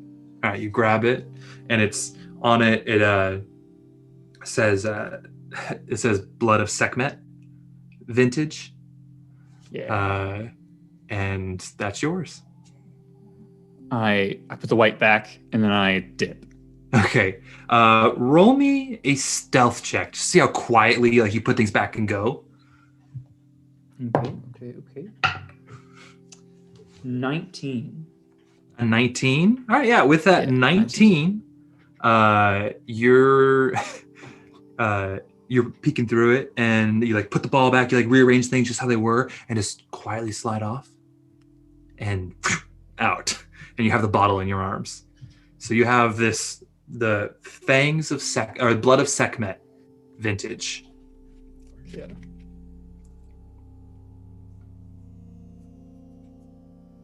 Okay. Mm-hmm. And you just make it out. I go and I find some roof. Like I go to a like kind of quieter part of town where there's not a lot of workers there. I climb up to the roof, pop open the bottle, take a few swigs. Yeah. Roll me as you're doing it, as you're top of the roof, just taking a deep breath. Just roll me like what's your passive perception, first of all? Give me a sec. Passive perception, 12. 12? Okay. Roll me a perception check. Because you see people working, but you don't notice anything specific. I want to see if you notice specific. Got it. 18. 18? All right. With that 18, you see something that catches your eye. Just right below you, you kind of found this little rooftop of this house. Kind of looks like a little warehouse. Looking out on the water, ships moving out and coming in, taking their turns on they have a good amount of docks here in the Camden Wharf, but there's a lot of ships coming in, so it takes some time to get every ship in to unload or load up and leave. You notice coming off one of the ships are these individuals, and the main thing you notice is they have these tattoos of the head of a longhorn cattle on their deltoids. And that catches your eye. Glug, glug, glug, glug, glug. You just down it? No, just a few more glugs. Yeah, it is a very rich, like the first, when it first hits your mouth, this red is very rich. It very peppery, but then it very much transitions into a very delicate ending. So it's like a decrescendo that just makes it easy to drink. Great. Was that the douchiest way to describe wine? You know, I think so. I think you take the cake, bud. I think it did the trick though. It was amazing. You should talk to the Blood of Sekhmet winemakers. Yeah. Put that on their label. Well, I have an in, let's just say. Okay. So you see the people with the tattoos. What do you do? Are they over by the docks? Do you tail them and just go because they kind of disappear behind some buildings from where you are? Do you try to tail them and see? Yeah. Still with the bottle in my hand, I kind of walk across the rooftops and peek over. Yeah. Roll me we'll keep your perception because I want you to roll all the time. You keep an eye on them, and they are carrying these crates in this like kind of wheeled cart. One is pushing it, the other one's just walking with. And they walk into this kind of off to the north side of town. This boathouse, seemingly. It's just built out onto the water. Not huge, but 2 stories. and one large door in the front with a dock going all around it. And on the side of the building is that same tattoo painted on the side of the building. They sure like advertising. I pocket the bottle. I put it in my satchel. And I walk to the door. Okay. You mosey on up. There's this heavy wooden door. There is like a freight door as well that can be like kind of pulled up by some sort of levee system. But there's also a smaller door that's just entrance. Okay. You knock?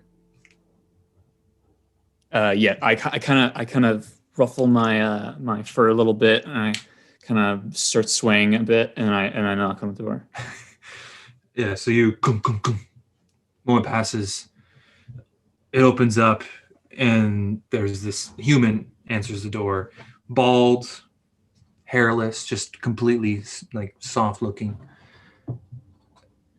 Kind of looks and goes, "Nah, who are you?"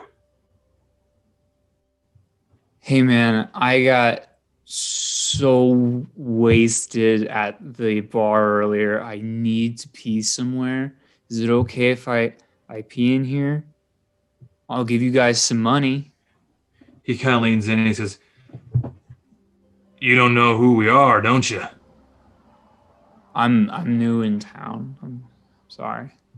He says, I kind of like make sure I'm exhaling so that he can smell the wine on my breath.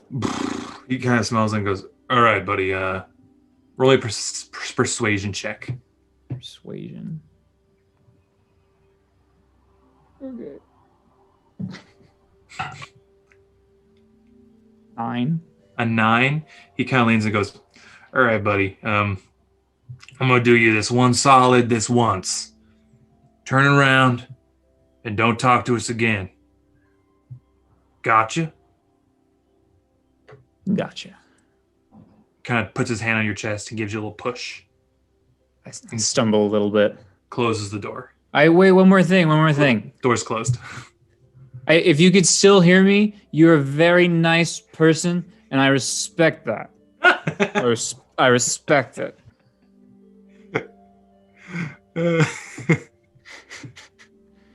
Okay. Is there anybody else on like the docks? This area's a little bit quieter. You see up above, there's a balcony going along the second story of this boathouse, warehouse type area. You're in a bit of a smaller square. There's a well, or some sort of center, maybe was a well, or it's just a meeting place. A stone structure in the center of this small square. And it's what time of day is it? Sorry. By now, after walking around, going to the winery, it's about midday, I would say. When I look up at the balcony, does it look like there's like an access point anywhere there, or? Mm-hmm. There's windows. You also see, as you kind of just like look up, you see doors. You also see 2 people kind of making their rounds, patrolling. Great. Well. Oh well. And I walk away. Okay. What do you do?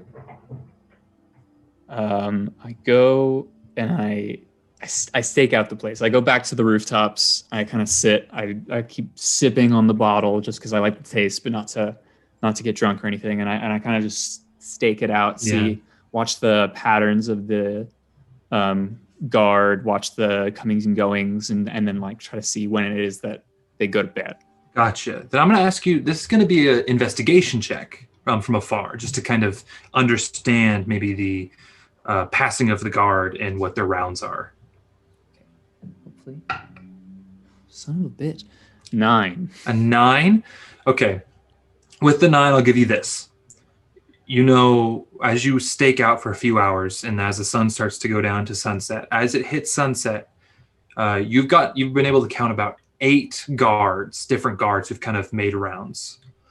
As the sun starts to set, you see 4 of those guards that you've counted leave. A positive. So the sun's down. It's just, let's say it's just past golden hour. Got it. Damn it, I forgot my phone. I go back to the door and I knock again. Okay. You mosey on up. Go, go, go, go. Moment passes. Please tell me it's the same guy. Door opens and it's a dwarf. And he goes, "Yes, how can I help you?" Hi, yes, I am a inspector of these docks. I'm going to need you to let me in and walk around because there are quite a few violations existing. He puts his hand up. He puts his hand up really quick, and he looks over like behind him. Goes, "Hey, Murphy, do we have inspector coming today?" And you hear a voice also. I don't think so. Well, you see, if we told you that we were coming, we would then alert you, and then you would just tidy everything up very quickly. So we like to make it a bit of a surprise, so you don't have that much of an advantage. I apologize. It's my superiors. Okay. What if have we not? He puts his hand up again to kind of keep you from talking. Murphy, have we not paid inspectors this month? He goes, I don't know. That's not a question for me. He goes, looks at you and says, "Do you know who we are?" The owners of this fine establishment. I'm so sorry. I do have a few more places to hit before nightfall. Is it okay if I just come in? And I kind of start moving forward. He gets in front of you. He goes, and roll me a deception check for the lies, and then roll me a persuasion check on top of that. I'm spinning a web. I'm rolling like garbage. 16 for deception. Okay. And then 13 for persuasion. 13 for persuasion? Okay. He goes, "All right, you come in, but I tell you where to go. You don't mosey around, I tell you." Whatever makes you happier. All right, come in. He leads you in. This warehouse is pretty simple. It has a bottom level where you see some crates all around, maybe a couple tables in the kind of the left corner with a bit of a almost kitchenette sort of setup. Basically a cauldron over a fire for stew for people to eat. The upper level is half of it is open. There is a catwalk going along the edges, and then on the far side, as it gets into the water, there is a loft above the dock, and on the dock there is a kind of a long ship style boat, long and low. The mast has been taken down, and it looks like it can seat about maybe 30 to 20 individuals. So cool. About maybe 30 feet long. And that's what you see. Great. You could roll me a perception check. Actually, roll me a perception check to see if you see anything more. Okie doke. Yeah. 4. A 4? We're doing great, ladies and gentlemen. That is what you see. Great. My fine fella, I do like to conduct my I do like to do my business from top down, so can you please show me the upper levels first? He looks over and he looks up at the bald dude, not in here. Looks up towards one of the, you would assume is Murphy. It's just a half orc, brown hair, leaning, tusks out, looking at you from up above. I smile. And Murphy just goes, ugh, and waves his hand, and the dwarf goes, all right, come with me, and he takes you to the set of stairs and brings you up to that loft area. Most of it's just, this seems to be where they keep a lot of the gear for the ship and sailing that they have, and a few crates, but it all seems like supplies. And the whole time you're kind of looking around, the dwarf is just staring at you, arms crossed. I kind of like run my finger on one of the boxes and look at it.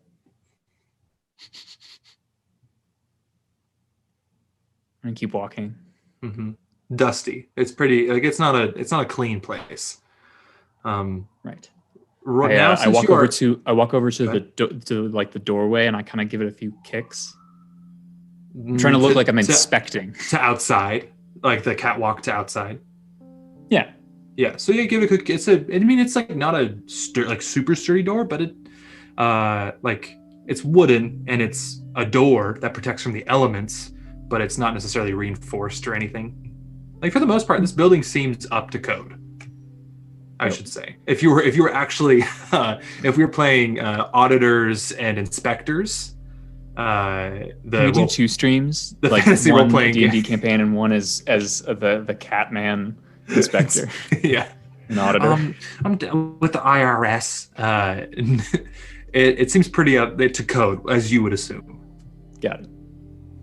Mm-hmm. The dwarf is. Oh, you're finished. Yes, I'm finished with this space. Can you please escort me to the next? So we have upstairs and downstairs. That's all we have. You saw downstairs, yes? Mm-hmm. I did. Can you let me look at it one more time? Come. And walks down the stairs. Roll me, now that you're up above, you have a different vantage point. Give me one more perception check to see if you notice something. 10. A 10. I'll give you this. Changing dice. The kind of the as you walk down towards the front door, to the if you were looking at the front door from inside, to the left of the front door, there is the floor is wooden, where for the most part it's like the hard dirt in most of the area. Like a trapdoor, one might presume. As we get down, Ember kind of like looks around, pushes over something, and goes, "Yes, you're right. I have already seen all of this. I will be reporting back to my superiors on the morrow, and I believe what was your name, fellows? My name. My name. My name is Ballad. No. My name is Vlad, and it's Murphy. Of course it is. Well, Vlad and Murphy, I would love to see you again. Please have a lovely evening, and goodbye. He goes, yes, and Murphy doesn't say a thing. He opens the door and kind of like aggressively pushes you out and closes the door behind you. As you step out, you see two other individuals leaning over the balcony, one human, one tiefling, and they're just looking at you, and one kind of spits to the side as they're looking at you. You. I leave. Mm-hmm. All right. What's next? I then wait until true nighttime. Okay. When I think that there's the least amount of shit going on. Gotcha. So you wait a little bit longer. Roll me one more perception check to see if you notice something. 18. It's the new deck. 18. All right. As you kind of notice the lights turn off, and from within, from the windows, and that there's about every 10 minutes somebody comes out and does a round of the outside, and it goes inside. But the lights from inside seem to dim. And you kind of get used, as you're watching, you kind of get used to seeing the patterns of people walking through. But there's one moment where the pattern changes. And there's like a quick, from like the lantern light that you can see through a window, you see it shift. There's something moving quickly by.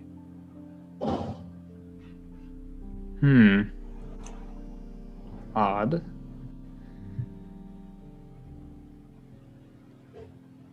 Okay, my plan is to wait until I presume that most of them are asleep and break in through the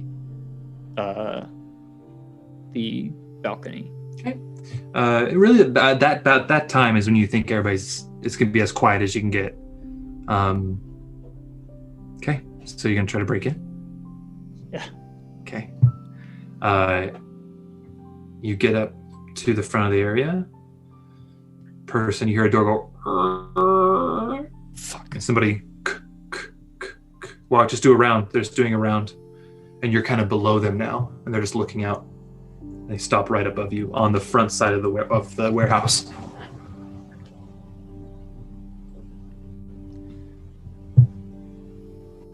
Right. I have nothing. I'm not. I'll cast Minor Illusion once again and make it seem as though there was something like splashing a little bit in the water. Not so much that it's gonna like wake everybody up, but like enough to like attract some attention. Mm-hmm. Yeah, you cast it. Roll me again another deception. Add your spellcasting modifier. 15. 15? Awesome. You cast it, and the individual, you hear somebody go, huh? And very Skyrim like, huh? What was that? Walk over and kind of go to the other edge, and the door is kind of left open now to kind of see what that noise is. Okay, just roll me an athletics check to see if, because you're a Khajiit, you can climb things. So not a Khajiit. Wow, a Skyrim in my head. Very much Skyrim. Tabaxi. So you can kind of climb pretty easily. I will say I do have a climbing speed. Oh, so then yeah, you just ding, ding, ding, ding, your claws come out, you just up, and you are on the roof or the balcony. Skyrim crouch. Mm-hmm. And there's the door right there in front of you. Okay, it's open. Quietly shut it behind me. Yep.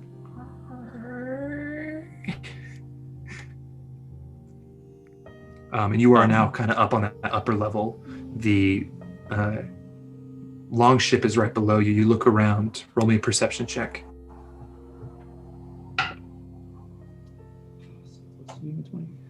7. 7. With the 7, you see kind of back to your right, you see that dwarf and Murphy asleep in these hammocks up on the upper area.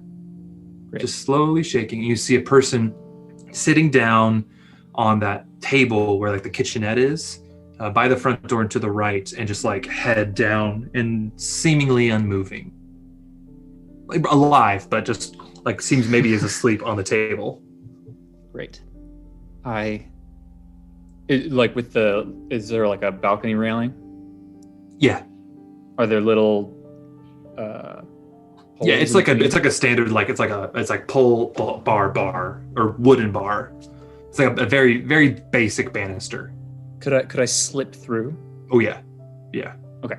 I kind of like, I haven't, he slips through feet first, keeps his hands on the upper level, and then try to quietly just kind of like drops. Roll me a stealth check. The wood is pretty creaky, but let's see how well you do. Natural 20. Hell yeah. You quiet as a cat. Just. Because I am one. Yeah. And you are now kind of by the front door. Okay. Right, the front door is right behind you. The dude's to your left. And to your right is where you saw the wooden floor. I'll go there. Okay. You move over and you actually you look at it, and there was a lock on it, but the lock seems to be undone. I take it off and I pull back the thing. You take off the lock, you open it, and you see a lantern light down below. And some rustling. I go in and I close it behind me. You close it, and as you kind of step down these wooden stairs, you step on that last stair, and there's as you step on that last stair, and who you see on the other end of this little cellar that's been dug out with all of these kind of crates, other crates put in, but they're obviously hidden for some reason. A female, dark skin, curly hair. She has a scar across the bridge of her nose, and she has these golden eyes.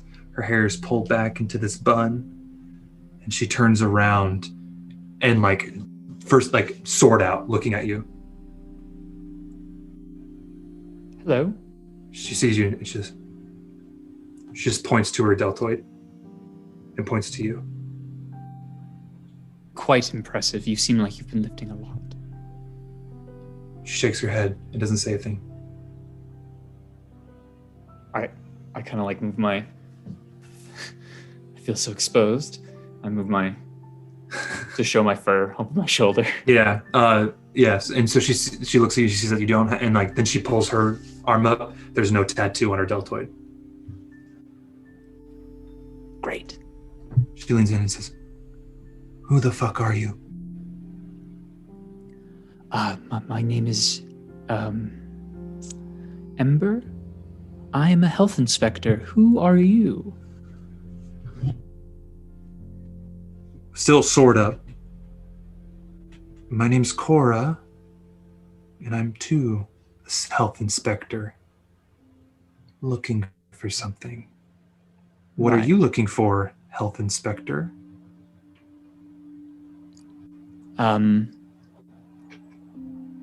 Fire hazards, termite damage, and a little crystal. She, as you say crystal, she kind of perks up, and she goes, "Who sent you?" I was sent a lovely blue woman. Her name is Amber. I'm not sure if you've heard of her, but I hadn't heard of her yesterday.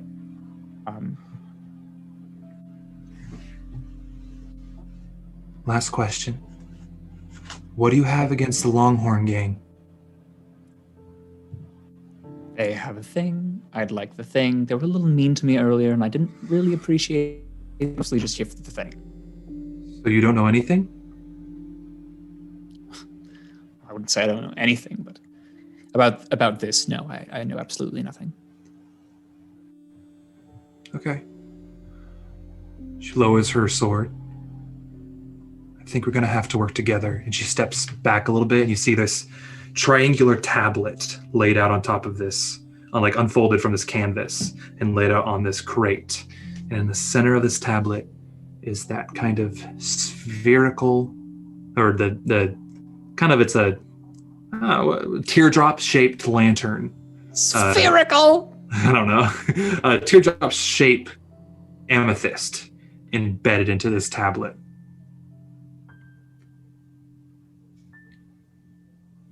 I need that tablet.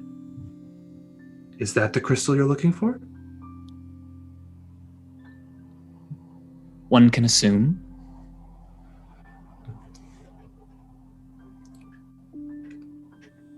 I think we should work together and get out of here.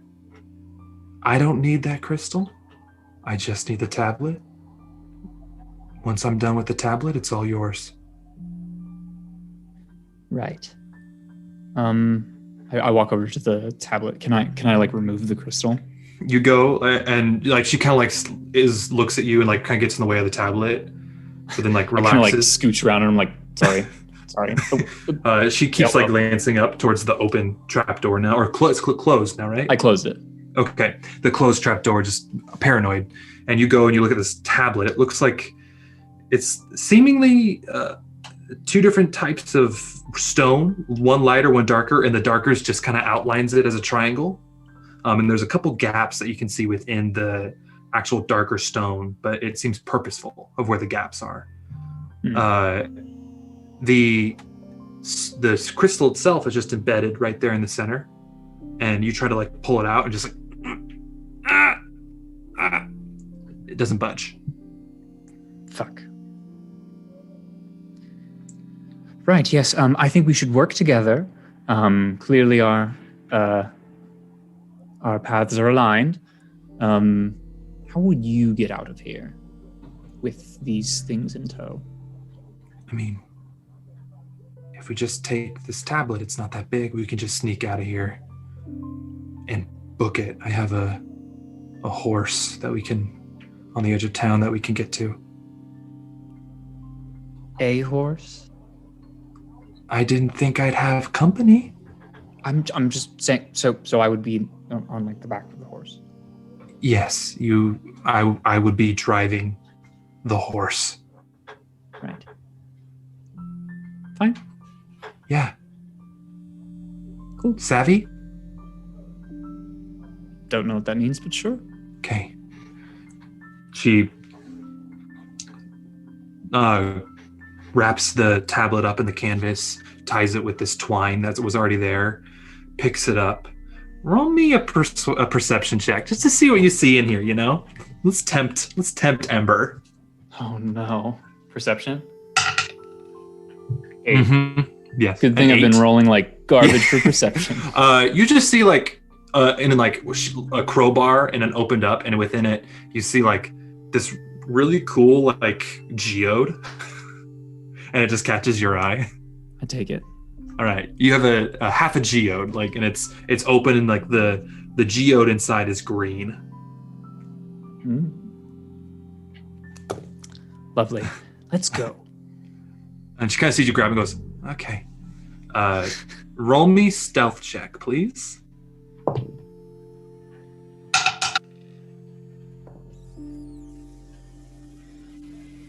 What'd you get? 8. Hell yeah. You guys work your way up. You open it, look out, close it slowly behind you. And as you guys turn around, you hear a, "Hey!" And you turn around, and that person who's out on the balcony is now in at the top of the stairs and sees you guys. Fuck. Roll initiative. Oh no.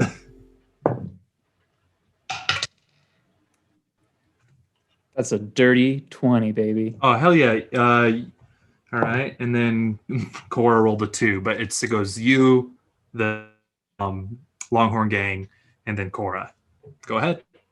Okay. How many? So you're out. The door is to your left.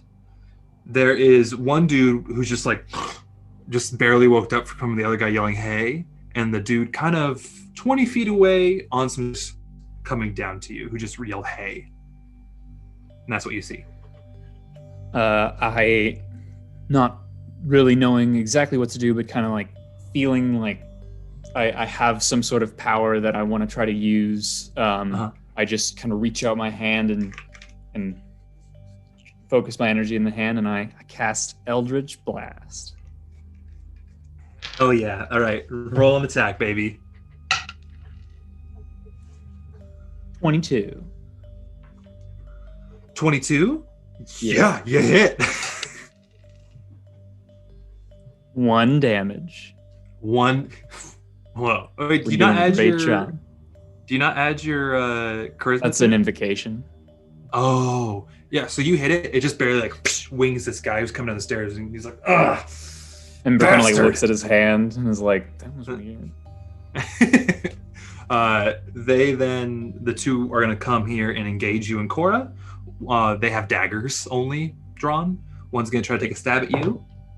The one who you winged is going to try to, like, as he's running up, throws one of his daggers at you. Gets a total of 10. Does that beat your armor class? Does not. Does not. All right, yeah. So, and he just kind of, it just goes past your face and sticks into a pillar little wooden like post next to you, and you just see the knife kind of like yeah. The other one comes up to Cora, tries to swipe at her, and you see cuts into Cora and just a little cut and does a little bit of damage. Let's just roll that d4. Does total points of damage. Just a scratch. We're basically. heavy hitters here. We're heavy hitters. What'd you say? I said we're heavy hitters here. We're heavy hitters. Oh yeah. So yeah, just like just barely scratches Cora. Now it's Cora's turn. Cora takes out her scimitar and just does a with or just as a one hit with her scimitar. That hits. She's gonna do damage.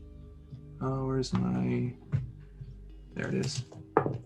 Hey-oh, she does just enough damage and just comes down with her scimitar, like cuts him like through the shoulder and down, and he just drops to his knees and hits the ground. And she yells, she says, "Let's go!" and runs to the door and like kicks it open. Great. Mm-hmm.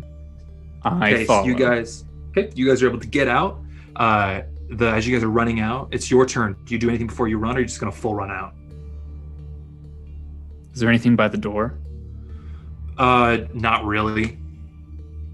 There's like a stool. I kick over the stool. You throw the stool back, and one of the guys who's running after you just kind of steps over it, but is keeping pace with you. Got it. So it's the bandit who's chasing you. Turns the one bandit left. He's gonna take out another knife and try to throw it at you. Does a 13 beat your armor class? It does. Oh wow, that's so new. We're really weak right now. And that is a total of 2 points of damage. Roll the 1. Dope. So just flings the knife and just kind of like barely just like nicks your arm. And you guys are still running. It's Cora's turn. Cora's just gonna do a full run action, and just kind of beelines it to a certain she's moving west, kind of a northwest-ish. Right. Is it my turn? Mm-hmm. That's your turn. And we're still being followed. Yeah, there's the one guy behind you. The other two are really far behind, and they're not going to catch up. I focus and cast Unseen Servant. Yeah. Right behind me. And I'm just gonna have him kind of like put his arms up and out. He's gonna get on the ground, and like kind of act as a thing to trip the dude. Okay. I'm gonna say this is going to be like a trip attack. And it's going to be a DC against a dexterity save against your spell DC. So what's your spell DC? 13. Got a 10. So this guy's running after you, and you just kind of quickly and just like through like just trying to take care of the problem, you just wave your hands, and as you see this, like to you see this puff of air, and this guy just face plants over this unseen servant. And like you see the outline of the servant kind of stand up and just go. I wave back. And you guys are trucking along. Roll me a athletics check just to see if you can now get out of combat, or if this guy gets up and follows you. Just roll me an let's say a dexterity saving throw. Dexterity saving throw. Mm-hmm. Not very good at those. 16. That is absolutely more than I needed. So you guys are able to kind of just like dodge between some of the alleyways, and you're moving, and finally you turn this corner. You're following Cora seemingly in a maze of these buildings, and you turn the corner. She's gained a little bit more ground than you because you cast those couple spells, and she's on the horse and her hands down looking at you, and like has it out to you to grab you and pull you up. She pulls you up pretty easy. You just hands around her waist, and she and starts to ride up. As you guys ride up towards Camden Mesa, as you guys are riding, she yells back and she goes, "So, where the hell are you from?" What? She like looks. Where the hell are you from? What? Never mind. Never mind. And she kind of slows down to a trot now that you guys have made a good distance. She says, I was just kidding. I could hear you. I'm not sure if I'm ready for the whole bonding moment yet. This has been quite the harrowing day. Could we just ride in silence? Is that okay? "Yeah, sure. Do you need a place to stay?" Yes. All right, I have a place. You're welcome to stay, and you can stay there until you get your jewel back. Thank you, Kala. Cora. The name's Cora. Kana. Cora. Sorry, the horse is too loud, darling. She just gives an exasperated sigh and just continues to trot. And as you guys trot, the camera pans up. You see the two-tiered city of Camden Mesa in the distance. And that's where we'll end your session. Oh my god. All right, Wow. cool, awesome. Hey, thank you so much, Kyle. That was fun. I loved that one. I loved everybody's, but that was I'm silly. special. No, I mean, you are, but in other ways. I'll see you later tonight, baby. All right. Okay. See you later tonight, babe. I'll come over. All right. So we're going to take another quick 10-minute break. So we'll be back at approximately 8:50, maybe a little bit after, just to kind of reset. And we'll be with our last one-off. I'm very excited for Lilith La Fleur, also known as my sister, Hannah Minshew. Dun, dun, chicka, pan, chicka, chicka, pan, pan.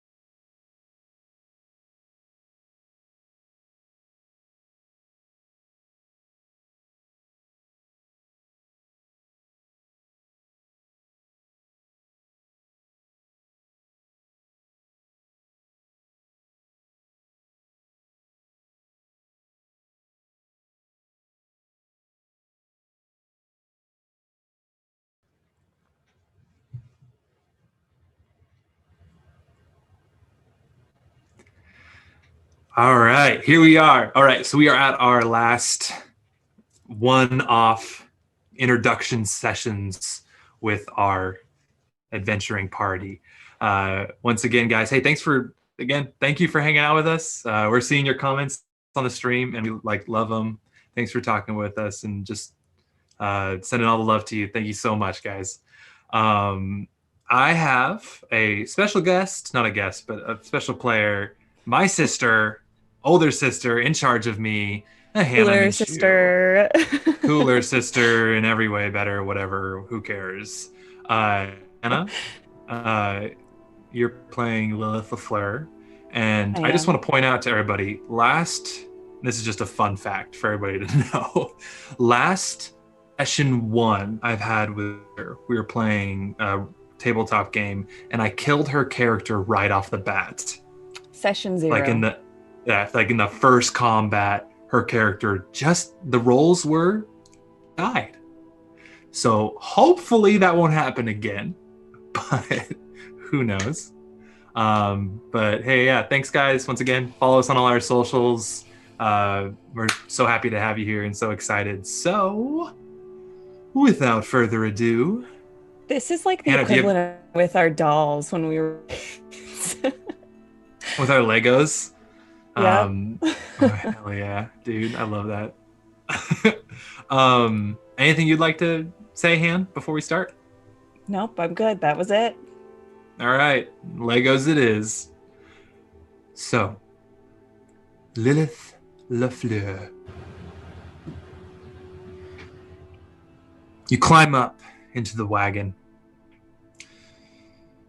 Scoff because you had to bribe the rug seller to get a ride to rest your feet. You've been traveling this caravan for about 7 days now, and your feet are sore and blistered. Your boots that you grabbed about a month ago from a particularly sleazy road merchant while he was swimming in his wine in a pub have now reached the desired broken-in comfort. However, it did come at a cost, and that cost is your feet. You find a nice soft corner in this covered cart among the rolled up rugs, and sleep quickly finds you, and then dreams are close behind. You've had this dream a few times now. The tiny details change, but the dream for the most part stays the same. You find yourself in a tunnel. The air is familiar but unwelcome. The tunnel behind you is hidden, so you're forced to push deeper in.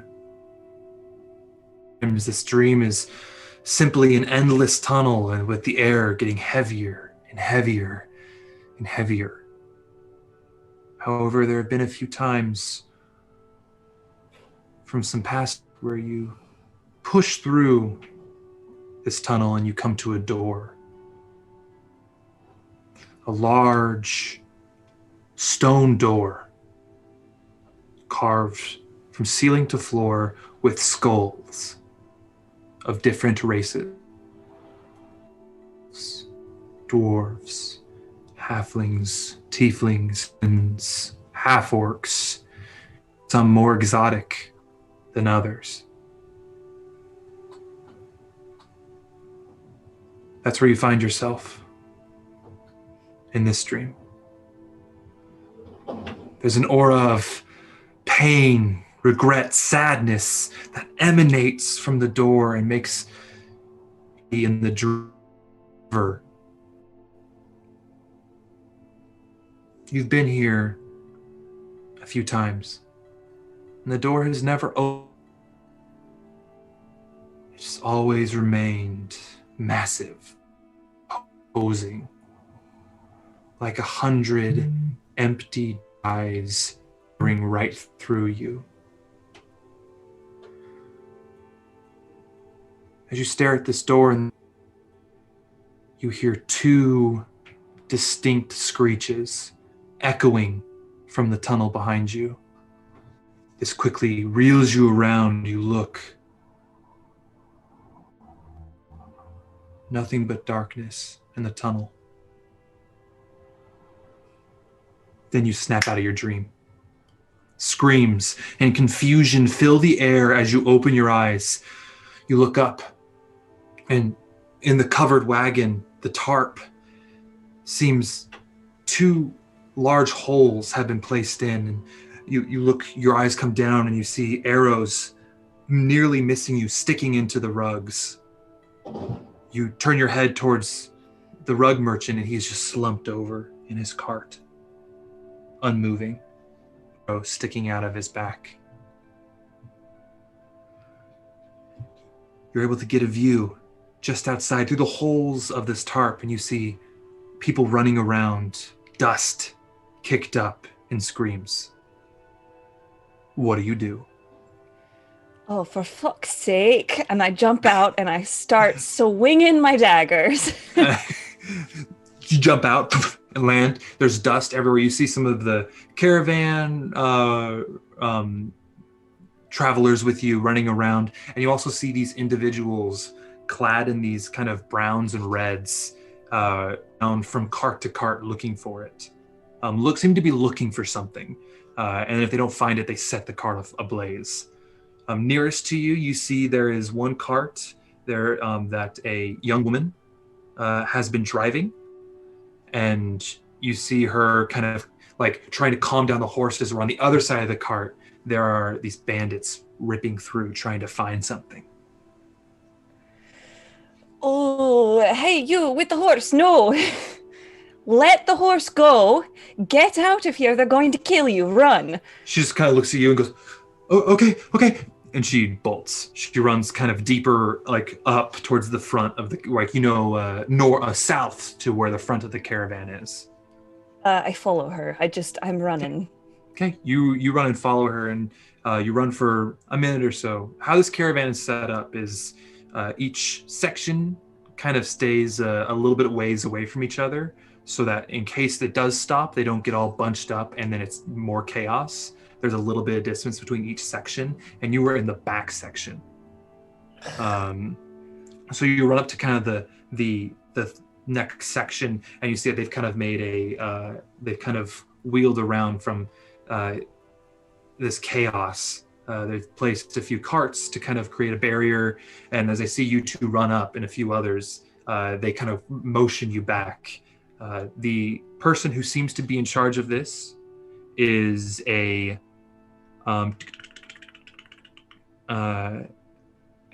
seemingly dwarven but very tall for a dwarf woman. She just has this large hammer and this shield, and she's barking orders at people, and there's a few other people who seem to have been hired as security guards firing arrows into the dust that's been kicked up, but seemingly not doing anything. As you guys get back and you're just with the group, what do you do? I turn to the dwarven woman and I say, who are these people? Did you upset somebody on the road? She sees you and she says, I think they're probably like some gang. They just want to roll us for what we're worth. And she looks around and she gives you a crossbow and she's like, try to protect our left flank. And she gives you a push. I look at the crossbow and I say, fuck that. And I grab my daggers from underneath my coat and I'm going to try and throw them. Okay. At the do you go to the left flank? Yes. Okay. So you go there. There's just two, right now it's just two bandits shooting. And they have these hand crossbows that seemingly have multiple shots in, so they can just kind of go pew, like. After a few, they duck behind a rock and they reload and they pop back up and shoot some more. And they seem to be suppressing you at this point. But you can kind of get a shot on one or two of them. All right, I like to throw a dagger at one of them. Okay. Roll an attack. Oh, not great. All right. That's a 13 to hit. 13? Mm-hmm. Just enough. So you're able to just kind of like, the more aerodynamic dagger you have, you just wheel in and just and as he pops up, just gets him and roll me some damage. A question. Would I get sneak attack? I'm going to say no, because they can see you and they're not engaged with another individual. All right. That's 7 points of damage. 7 points of damage? Yeah. All right. With that 7, you see this one kind of fall back and like doesn't come back up. Don't know if they're dead or not, but does not come back up. An arrow's going to whiz past you, so we're going to see if it hits you. Does a 12 beat your armor class? No. All right. So as you see the other one sees his compatriot fall, pops up, and he and these 3 arrows just like miss past you. I'm gonna throw a dagger at that dude. Okay. Roll me an attack. That is a 19. A 19. But my mind is older. 19 absolutely hits. Roll for damage. 8 points of damage.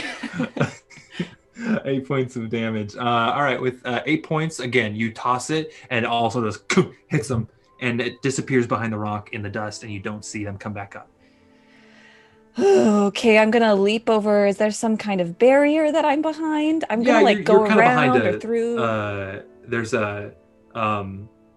basically it's a crate has been brought out and placed, and there's a couple people with crossbows just trying to shoot, but they're not trained to shoot crossbows accurately, so they're just missing hard. Okay, well, I'm going to go run where I threw those daggers and retrieve them, and then I kind of want to hunker down where those guys were. Okay. Well, go see where they are. You run up to the rocks, and you see the 2 of them just kind of like laying down, unconscious at least, if not dead. All right. I'm going to pull my knives out of the dead bodies, and do they have any more? Yeah, each of them have one other, like each of them have their crossbows. So 2 of these like very like mechanical hand crossbows that they hold, and 2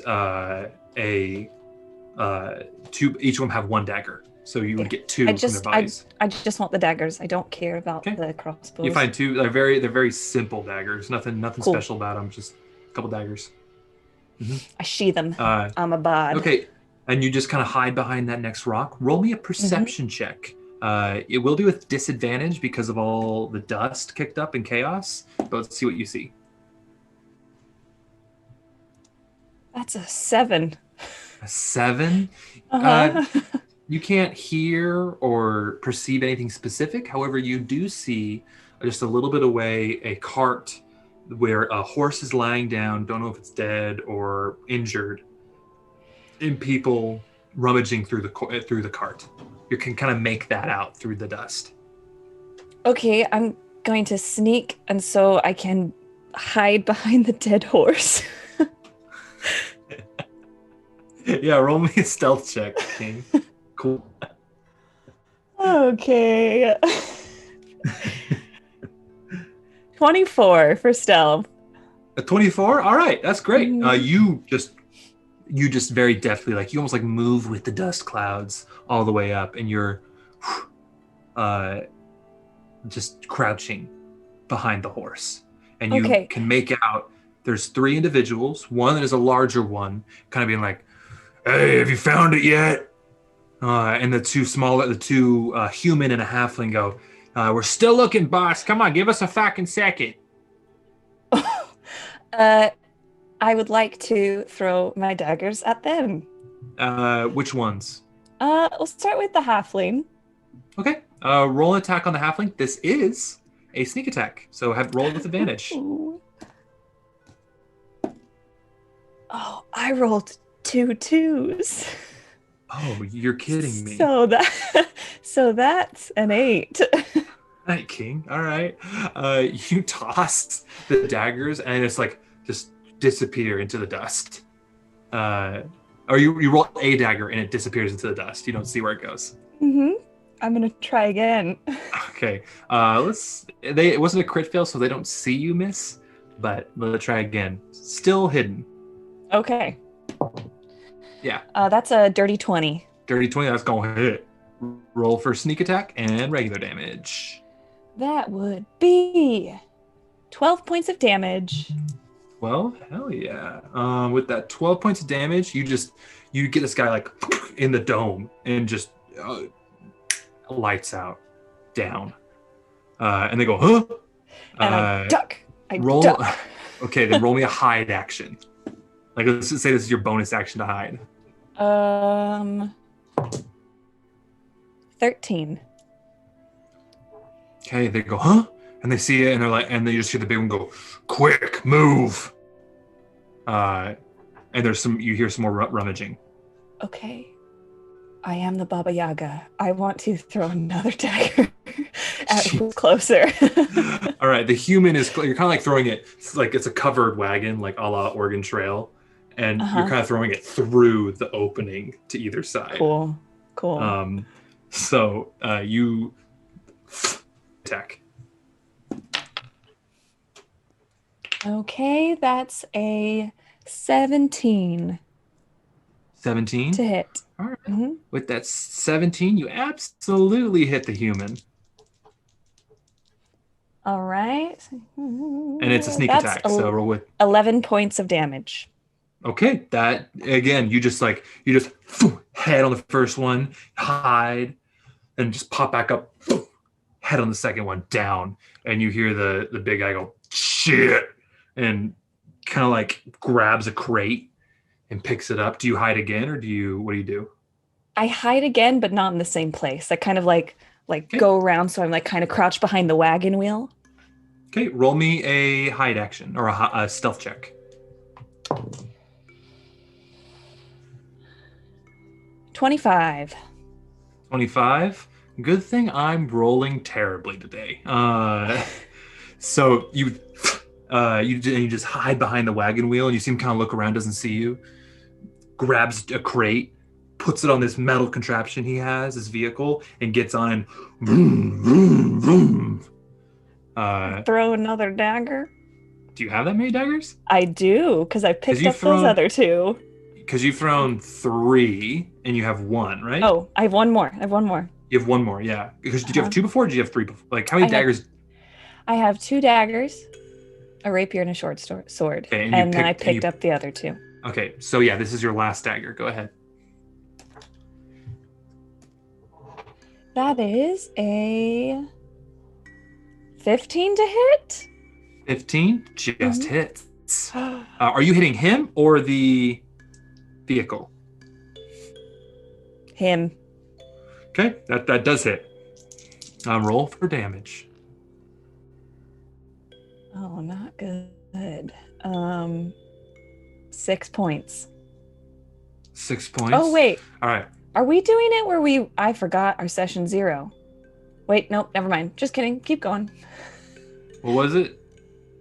Oh, was it like if you roll 1? I mixed crits and sneak attack damage. Disregard what I said. We're doing the crit where if you get you get basically a full die added to, and you don't worry. Ones. So that's gotcha. 6 points of damage. 6 points. Okay, it sticks him square in a shoulder blade, but he's still he looks back. He sees you this time, and you see this like half orc with these big old like tusks, like kind of sticking out and curling, and he's like, ugh, and rides off. Roll me a perception check.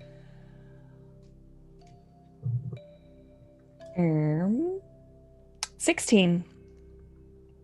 All right, 16. You look around, and it's seemingly all the bandits have left. They all are like dispersing back up. Because these bandits came from the north, so they are going north. All right. Well, that was exciting. And I go and retrieve my daggers. Yeah, you walk up. And you find your other dagger kicked among the dust over there. As you're collecting your dagger, the dwarf woman comes up and goes, or the dwarf seeming woman comes up and, wow, this is pretty, it's pretty impressive. Did you do those just with those little pokers? Yes. Nice. What's your name? Lilith. And Lilith, could you describe yourself standing post-fight? A little dusty. Describe yourself for us. Okay, well, besides being covered in dust and blood now, she has pale blue skin and hair that is like white, brilliant white, and cropped just to her chin and tucked behind her ears. The whole look is like if she stepped into a moonbeam, she'd disappear, except for her eyes, which are a dark amber, dark gold. And she's wearing a long dark coat that is slightly too big for her. The shoulders are a little too big for her. Can I hang it down? Yeah, and when she moves, you can kind of see underneath the coat, there's lots of holsters on her body for knives, and some of them have knives, and she likes sharp, pointy things. And peeking out, just above the collar of her coat, is what looks like a tattoo, some kind of runic tattoo on her neck, but it's hard to make out because it's just kind of peeking out right at the top. A little bit of edge to it. Just a little edgy. Yep. Yeah, a little edgy. She's usually always got an eyebrow raised about something. Constant, like, subtle judge, like... Uh-huh. Hell yeah. All right. Anything else? That is it. Cool. Awesome. So, she's gonna... All right, Lilith. Guess we gotta start cleaning up. And she just goes and starts, like, looks at the dead horse and just curses. And we're gonna skip forward a little bit.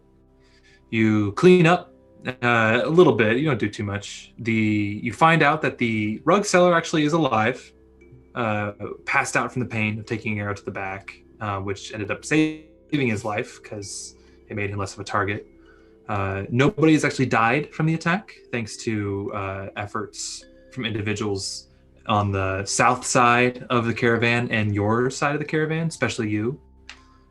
Pushing in on them was able to drive them away. So that really helped out. You guys quickly get the caravan moving, and you move past the star that the caravan was going through and further south. Losing a little bit of time, you don't get too far until you have to make camp with nightfall, but it comes to nightfall, and as it has been happening the last week, they make a campfire, and they make a nice stew to partake in and some bread if you're hungry.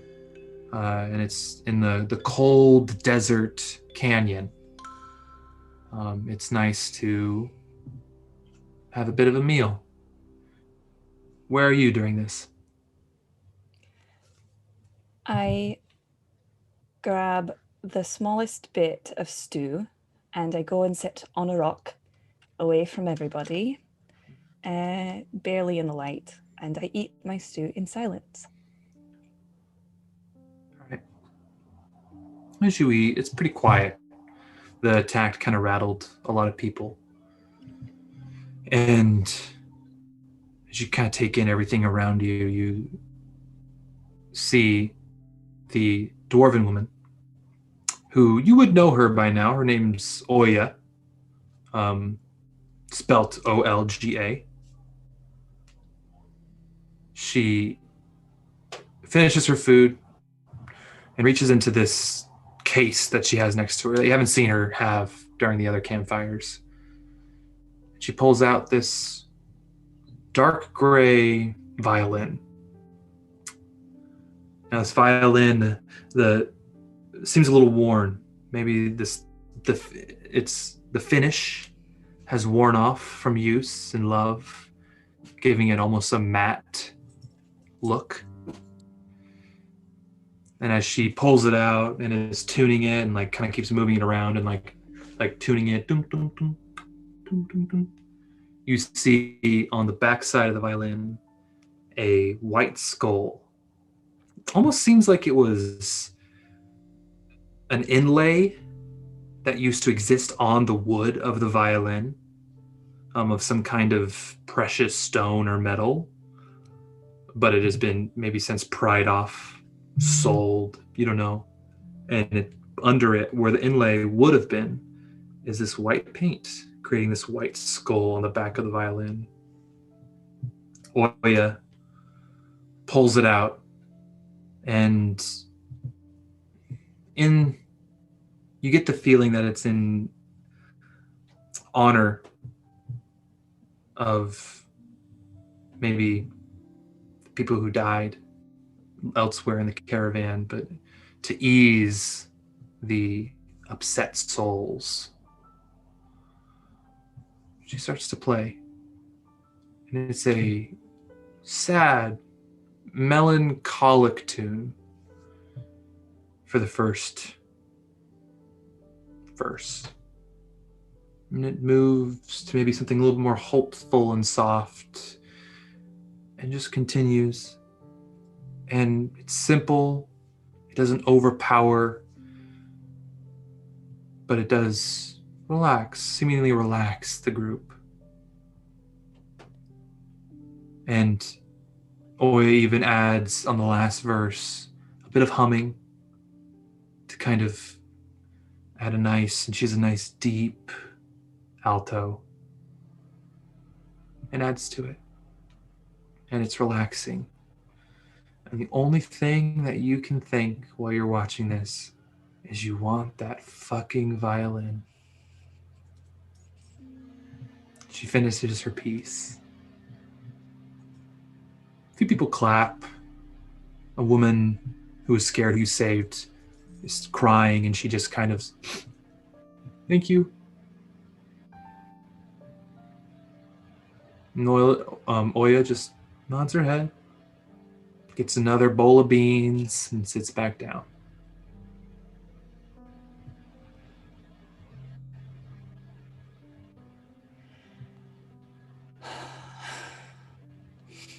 Lilith wipes some tears from her eyes. And she sets the stew down. She doesn't want to eat it anymore. And I'm going to wait until Oya goes to bed. And then I'm going to steal her violin. Okay. I'll use the same rules that I did with Ember and say, let's call this an investigation, because I feel like staking out is more of a just like understanding patterns. And like if you're intentively watching, it's not necessarily just like, do you see it? But it's like, do you understand the actions that are happening? So it's either insight or, but I'm gonna give an investigation for this one. Could you roll me an investigation, please? Natural 20. Oh my, has everybody got a natural 20 today? You all, oh my God, that's cool. All right. Yeah. Sorry, audio. I just slapped my chair. You get a natural 20 and you just kind of watch Oya. Very relaxed. Does not cause any suspicion from Oya. You watch her head to her tent that she's packed up. She has a horse and doesn't have a cart. Just has a tent that she uses. Very simple. And you see her enter her tent, lantern hanging from it. And you hear a big crash and a fire appear off to the distance, and you hear people go, "Oh shit, Oya, we need you. Oya, you need to get on over here. We need you." And you see Oya just kind of like get out off her bed, she was about to go to sleep, and head out towards the fire. Okay, I'm going to go into her tent. Okay. Roll me a stealth check just to see if anybody notices you. 13. 13? Okay. With the 13, you are able to kind of like look around, see nobody's really looking. It's also kind of a busy area of the caravan. people aren't really paying attention to that, and you slip in. The tent itself is pretty simple. There's a little, looks like a folding desk on one side with a few papers. Almost seems like music notes have been written out on it, and lyrics, almost like she's trying to write some music. In the back corner of the room, there's just a couple bags and a barrel, like a little like stool with a plate on it with some unfinished food. Then there's a cot with a small foldable nightstand with a little candle that's burning. And next to the cot is that dark case laid out. And there's a little lock on the case. Oh, do I take the case? Do I just take the violin? What do I do? It needs a case. It needs to be protected. But I'm going to take it all. You're just going to grab the case? Yes. Yeah. So you grab the case. As you grab it and turn around to head out, Oya steps into the tent.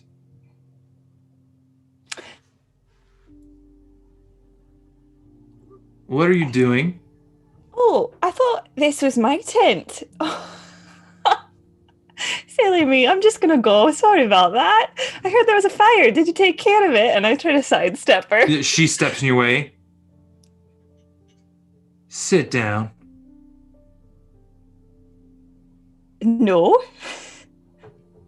I saw you trying to steal my possessions. I need to ask a few questions. Sit down. I plonk down with the violin case in my lap. She you sit down on like the little stool that she has. She looks at you and she says, "Would you like a drink?" Is it poisoned? Hope not. I'm gonna drink it too. Fine. Okay. She pulls out this little flask that has like this like kind of these two little small drams that are like those like flasks that have the cups as the lids. Mm-hmm. Pulls them apart, pours them out, and gives you one, and sits on the edge of her cot, kind of widespread, leans in, downs at the whiskey she poured.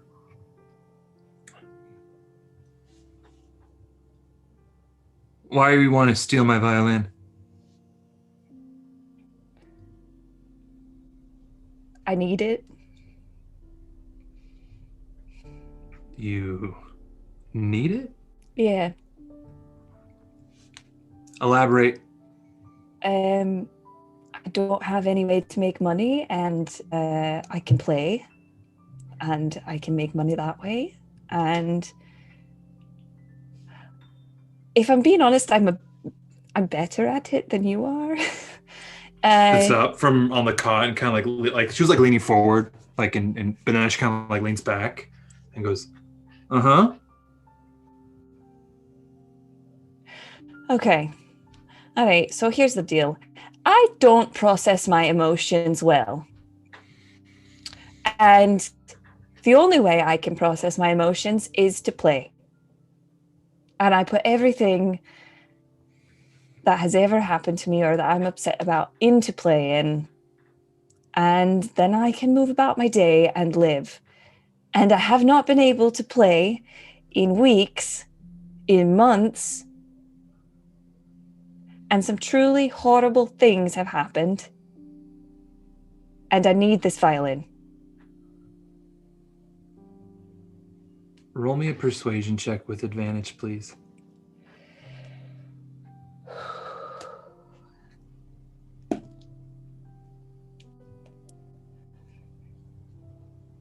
$12. She takes a moment and goes, "Shit, that's heavy. Play me a song." I don't play for other people. You want the violin? I want to hear you play. You say you're better than me. Play.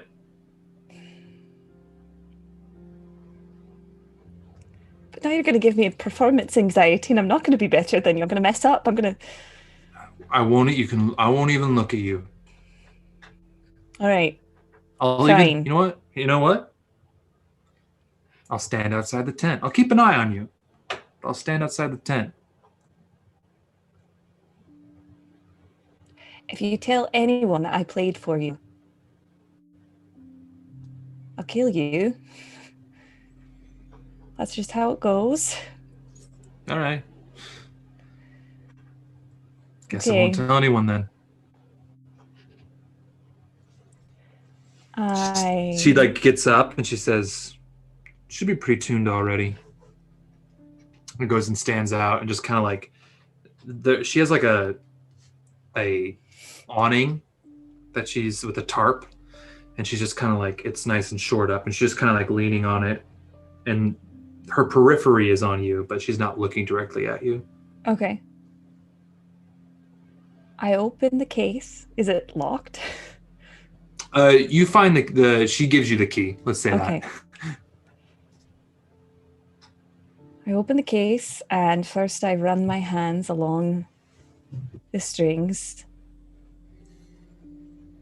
And then The I take it. strings are nice. The wood as you touch it is a soft, not smooth, but soft, almost like a suede feel. Old wood, beautiful wood. And I take it up and take the bow.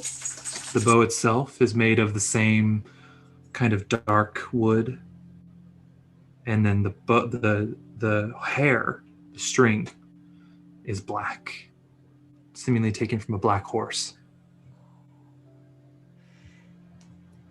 All right. And I play. Describe it. It starts out sad and haunting and slow. And then it starts to build in momentum, and it builds in a way that when you hear music and you feel it at the bottom of your stomach, and there are notes of anger in it, and it's almost like if a violin could crash, it crashes, and it crescendos into this like frantic thing, and then decrescendos into this soft, tired, just petering off to the last note. And at the end of it, Lilith has tears running down her face. And she quickly drops the bow back into the case and wipes her face. All right. Oya ducks her head back into the tent, just kind of stands at the entrance, arms crossed.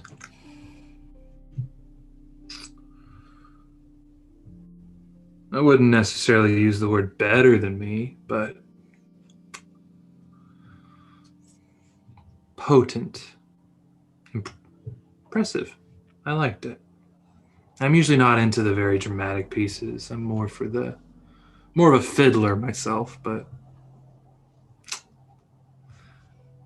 I liked it. Well, I'll let you have it. If you do a little thing for me.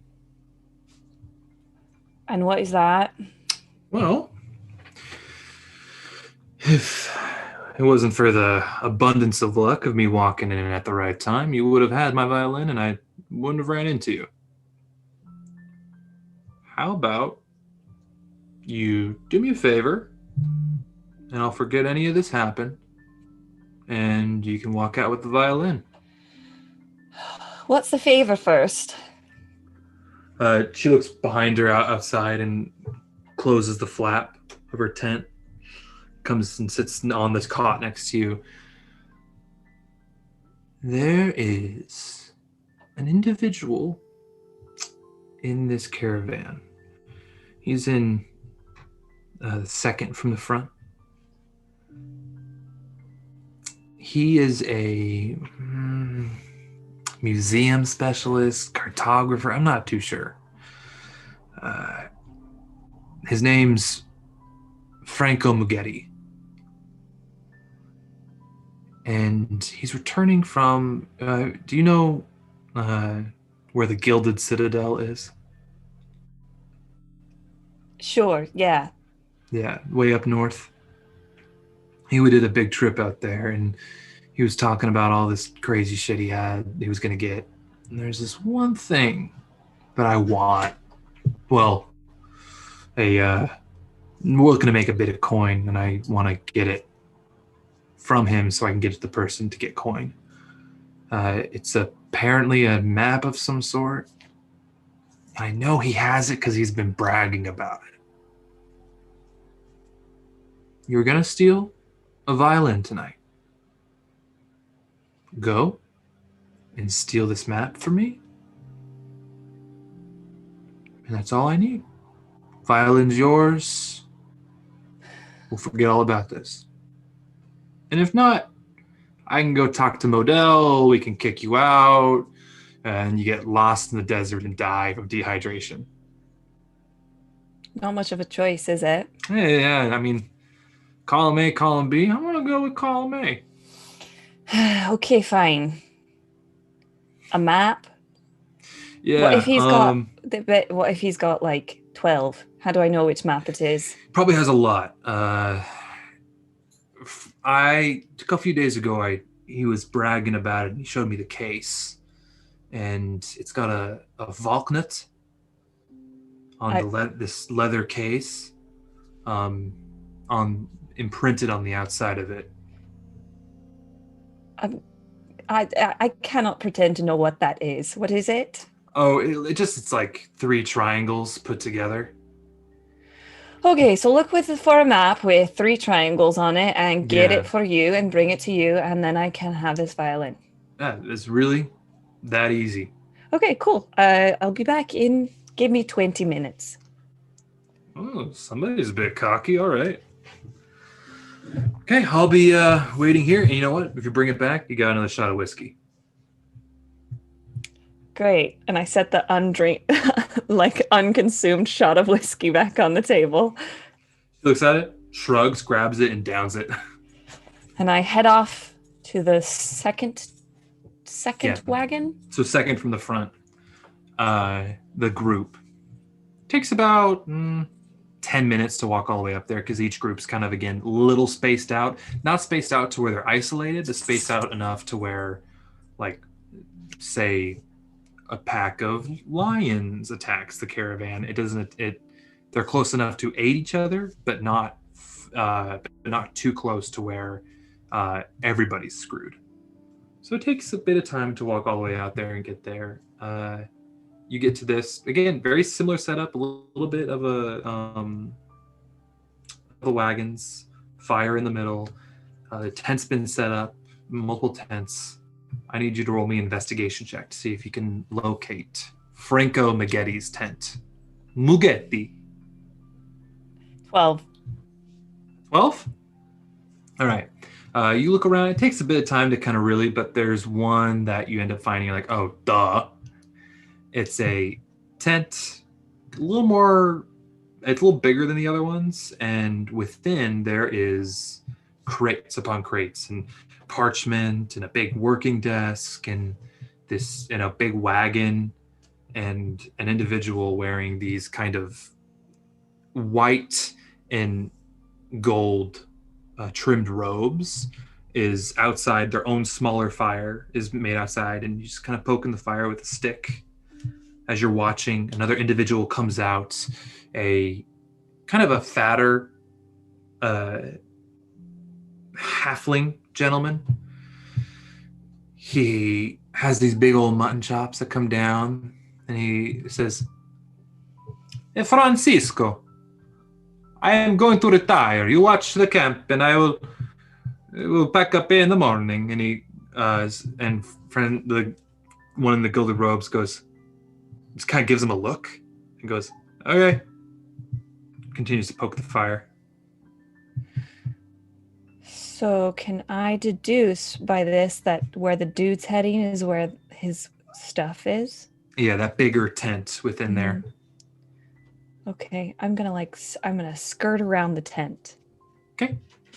You just do a little around the tent, kind of figuring out where to be, where everything is. This would be a perception check just to see what you can see through the canvas of the tent and try to make out the layout.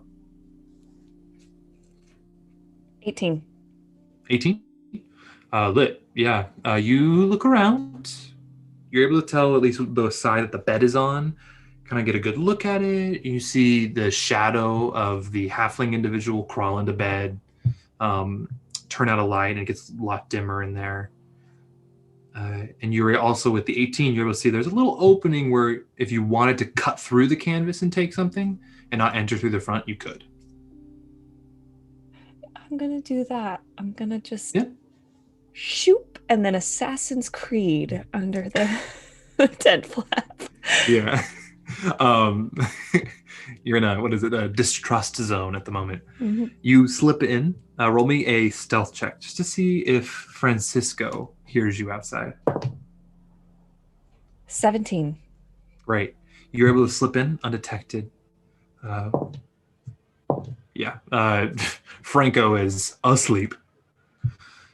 And you see there's a table with all these maps, these larger, smaller tube leather map cases that exist. Roll me an investigation check to try to find it.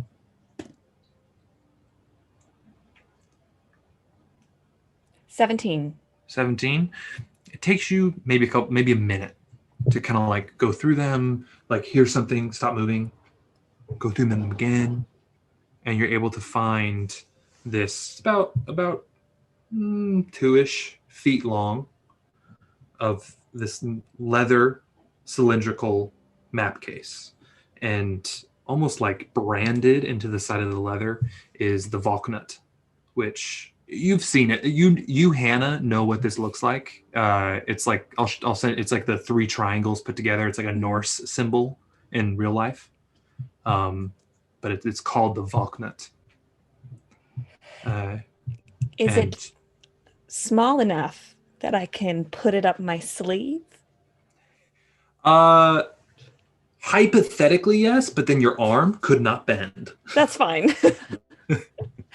I'll just keep down on the side. And since it makes the sleeve a little tighter, but since it is a little bigger on you, it is able to work.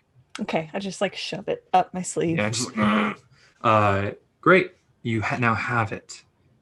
What do you do? I'm going to go back out the way I came. Mm-hmm. So you slip out the slit in the tent. Do you do anything about the slit, or do you just leave it? It's a lesson. It's a lesson for him. All right, cool.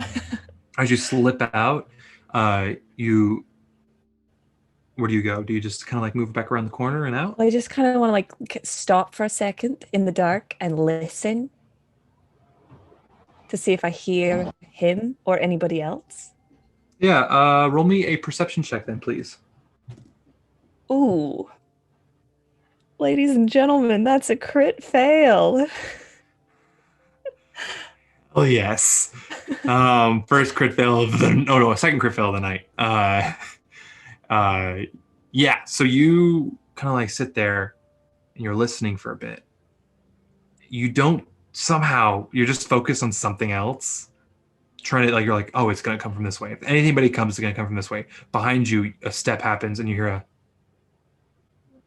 hello. And the figure clad in gold and white robes is standing above you, looking at you confused. Hello. I'm sorry. I had a little too much to drink tonight. I'm lost. I can't find my tent. I'm sorry. I'm so embarrassed. I shouldn't have drank this much, but the whole attack scared me, and I don't. Can you help me find my way home? Roll me a deception check, you lying bitch. Oh, that's not good. That's a total of 5. Well, let's see how he does. Rolled a 2. Kind of looks at you for a second. Looks at your sleeve. Looks at you. Looks at the tent. Sees the slit. What the hell are you doing? Just trying to find my way home, and I turn and I start to run. He grabs your arm Oh shit. and grabs the arm with the tube in it. And he's gonna roll a try to grapple you. Does it confuse him? He rolled a 19 to grapple you. Oh well. Do you want to try to break out of it, or just Sure. I'll give try it a to. shot? Is it a strength check? It'd A be dexterity check? contested athletics, technically. Oh. I can't like wiggle out of it. I mean, I think to escape once you're in it, you could roll an escape artist, which is acrobatics. Then yes, but Well, that's an 8. yeah. Well, so he grabs you, and he's not strong, but has a tight grip, and kind of pulls you back in. And you get a better look at him. He has a just a very like simple, like kind of twisted mustache, little soul patch, but it's not. You'd think it would look weird, but it doesn't. It works. It It works him. for him. He has like a nice fade, and these like kind of like gray eyes. He says, "Just tell me what you took, and maybe I'll look the other way." I don't really know what it is. It's just a map. I don't even want it. It's for someone else, but Which map? it's got places on it. It's rolled in a scroll. It Looks at your has- sleeve and says, "Can I see it?" Fine, and I pull it out. Yeah, he sees the Vulcan. He's like, "Oh, sorry. Who are you giving it to?" Why? What's this map about? I don't think you are the one with the power to ask questions here. Well, Who are you giving it to? I'm not going to tell you who I'm giving it to until you tell me what the map's about. Roll me, You can play this game. roll me a persuasion check. That is a 17. 17? All right. He kind of like you kind of were like starting to shout a little bit to each other. He kind of like quiets down. He's like, "Okay, I don't know exactly what it's to. Supposedly, it's to a long lost key. The translation is really fuzzy. It's. Do you know about like the treasure hunters of Camden Mesa and how crazy they are? No. Oh. Well, there's Camden Mesa is full of treasure hunters because of all the ruins in the desert, and this merchant thought he could come to the Gilded Citadel, copy a bunch of maps, bring them down and sell them for a profit, which hypothetically he can. But we don't know what any of them are to, really, because there's not a lot of information about them. So it's technically a map to some treasure, but like there's like 40 of them in there. So yeah, you can take that. This guy's a dick, so I don't care. Oh, do you work for him? I don't work for him. I work for the information that he's carrying. That makes sense? No. Do you know what the Gilded Citadel is? Yes. Actually, he kind of looks at me. He's like, "You just want to sit down by the fire and chat? So it's not as creepy as behind the tents whispering?" Sure. I feel like it's going to help both of us in this situation, yeah? Okay, fine. Yes, let's go. Yeah, okay. Francisco takes you. There's a couple stools by this little campfire he's made. And still a little hushed tone. Leans in and goes, "So I work with the Gilded Citadel. I'm an archivist with them. Do you know who they are?" Let's pretend I don't, just for the hell of it. Yeah. So we are an order founded about a century ago, and we basically just travel around the continent, collecting information and bringing it back to the Citadel to copy down. We're just kind of a repository of information.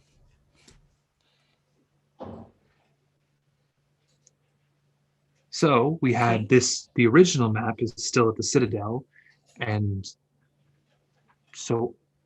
I was tasked with escorting this information down to Camden Mesa with this individual because he paid for copies. And now he has, was kind of a dick the whole way when it was a long trip, like months. So if this cheats him out of 100 gold pieces, hell yes. Oh, okay, well, great. Thank you for your story. I'm glad I'm helping you with your Schadenfreude, whatever that's called. Sorry, I didn't get your name. What was your name? Lilith. Lilith. Are you staying in Camden Mesa? I'm going there. I don't know how long I'm going to stay there. Okay. Well, I'll be there for a while too. If you ever need a hand on something or run into more weird maps, I'll be there. Okay, bud. What? Thanks for the map. Have a good night. Yeah, sure. See you later. Bye. And I walk away. You're just like very confused, just like, okay. Just back to poking at his fire. You walk back unmolested just fine. I walk into Oya's tent. Is she awake still? Yeah, she's up. She's just kind of like has another whiskey. She seems to be reading a book, flipping through it, sipping on some whiskey. Okay, so it took longer than 20 minutes, but not that much longer. Here's your map. Good luck finding whatever keys on there. Can I have my violin? Well, hell yeah. Reaches down, gives you the violin, gives you the key to the lock. It's yours. Cool. Have a good night. Before you go, one last thing. Are you looking for work when you get to Camden Mesa?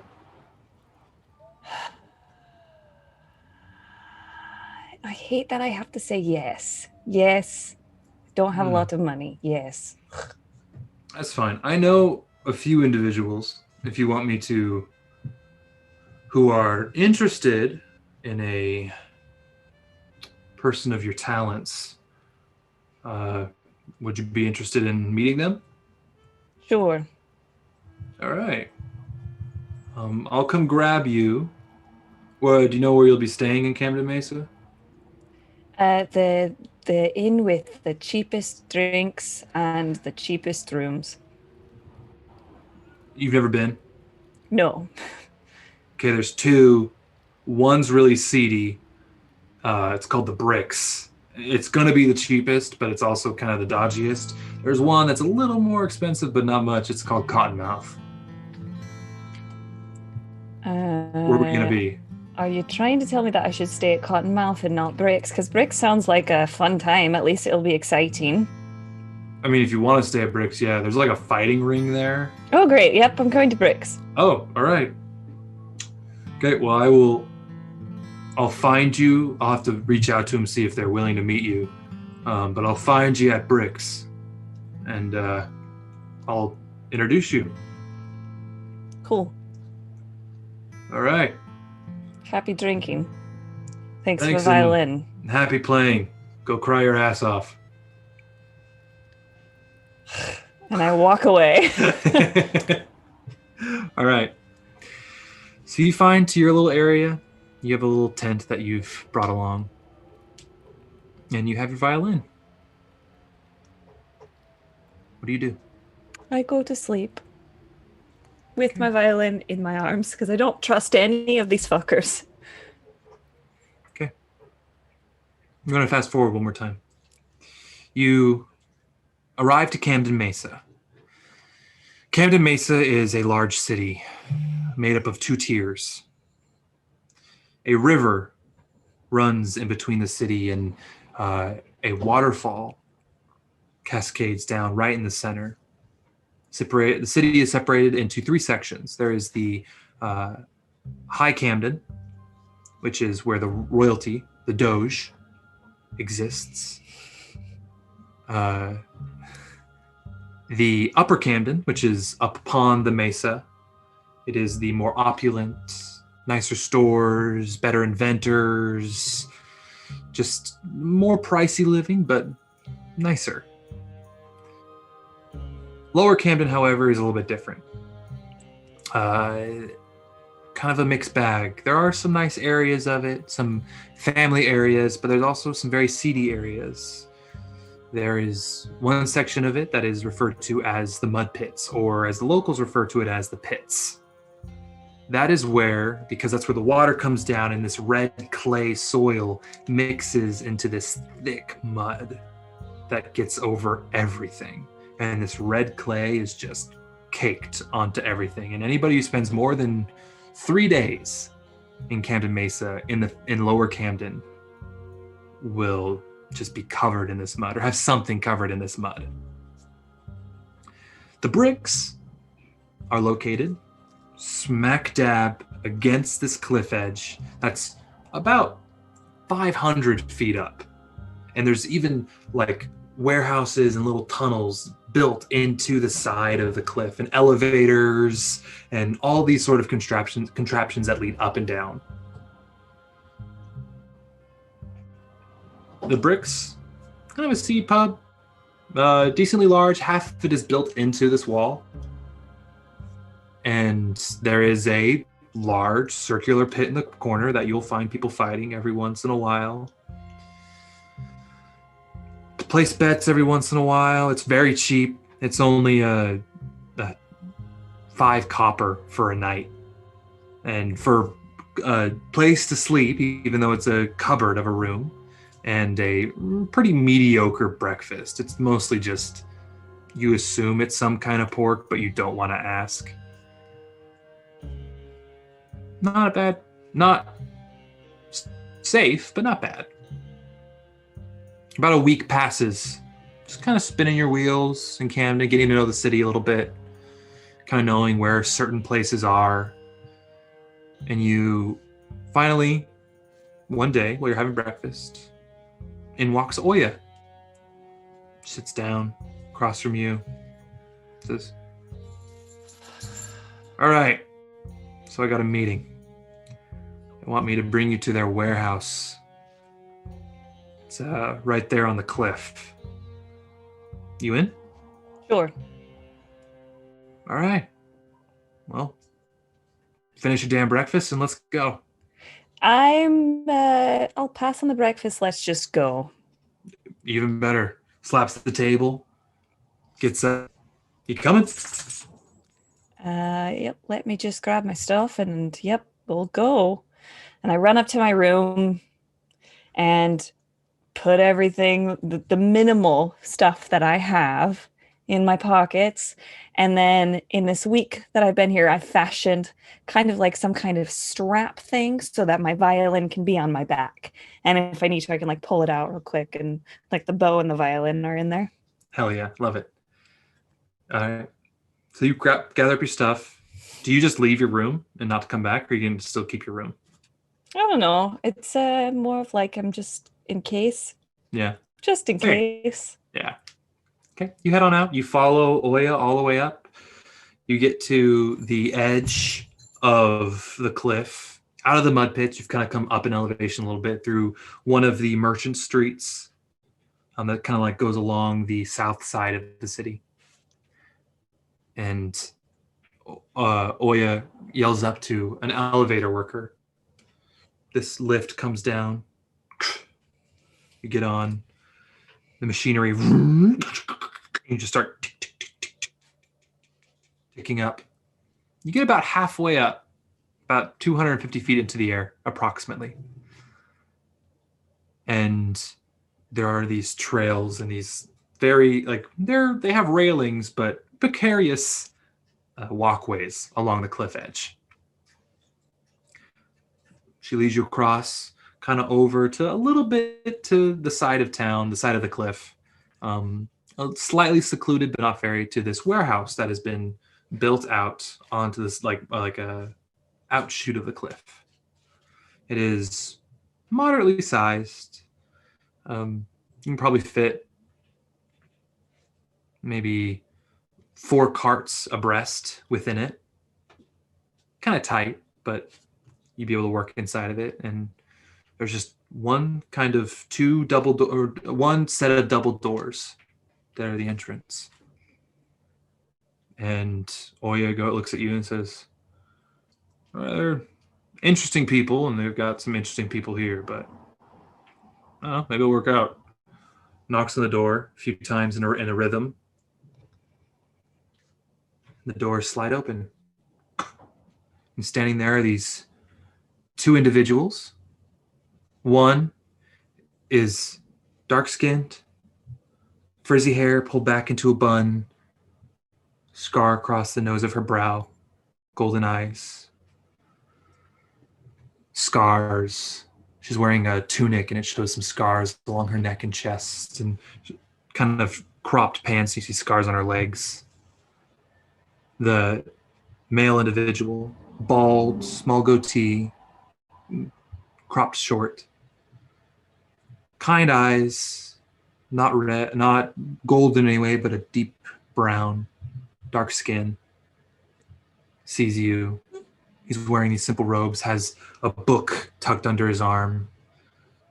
Behind them, you see a hooded individual standing up on a little platform, looking down, little loft area, some straw in his clothing. He has these slitted eyes that only peek out from the hood. Another individual is this beautiful, dark-skinned man with this fade and these dreads tied up into a bun behind him. And standing behind, in the back of the warehouse on the ground floor, is this large, lion-like humanoid, seemingly sparring with another cat-like humanoid, bickering with each other, it seems, about something pointless. But then, as the doors slide open, they all turn to look at you. And that's where we'll pick up when we're all together next week. Ah! All right, hey, fun. we did it. Thank you, Hannah. That was awesome. Thank you. Okay, everybody. Hey, thank you so much for hanging out with us. That was a wonderful marathon with some wonderful characters. And remember, next week for our first official session of the first campaign of Bards of New York, when all of our players are together, the true send-off that we will have. Once again, if you think that you have any friends that would like this, give us a follow on Twitch, a follow on Instagram, follow on Twitter, follow on... What else do we have, Hannah? You know what? We have links on Twitch. If you go to Instagram, we have a link tree. It's the easiest way. And then you can decide. Yeah. But yeah, follow us, share with your friends. If you want to review us on any of the podcasts that we're on, which are in our link tree, that would help us out a ton. But yeah, just spread the word. Yeah. Hey, thank you so much for hanging out with us. Thanks for playing some D&D with us. And we love you. We will see you next week. Thank you, y'all.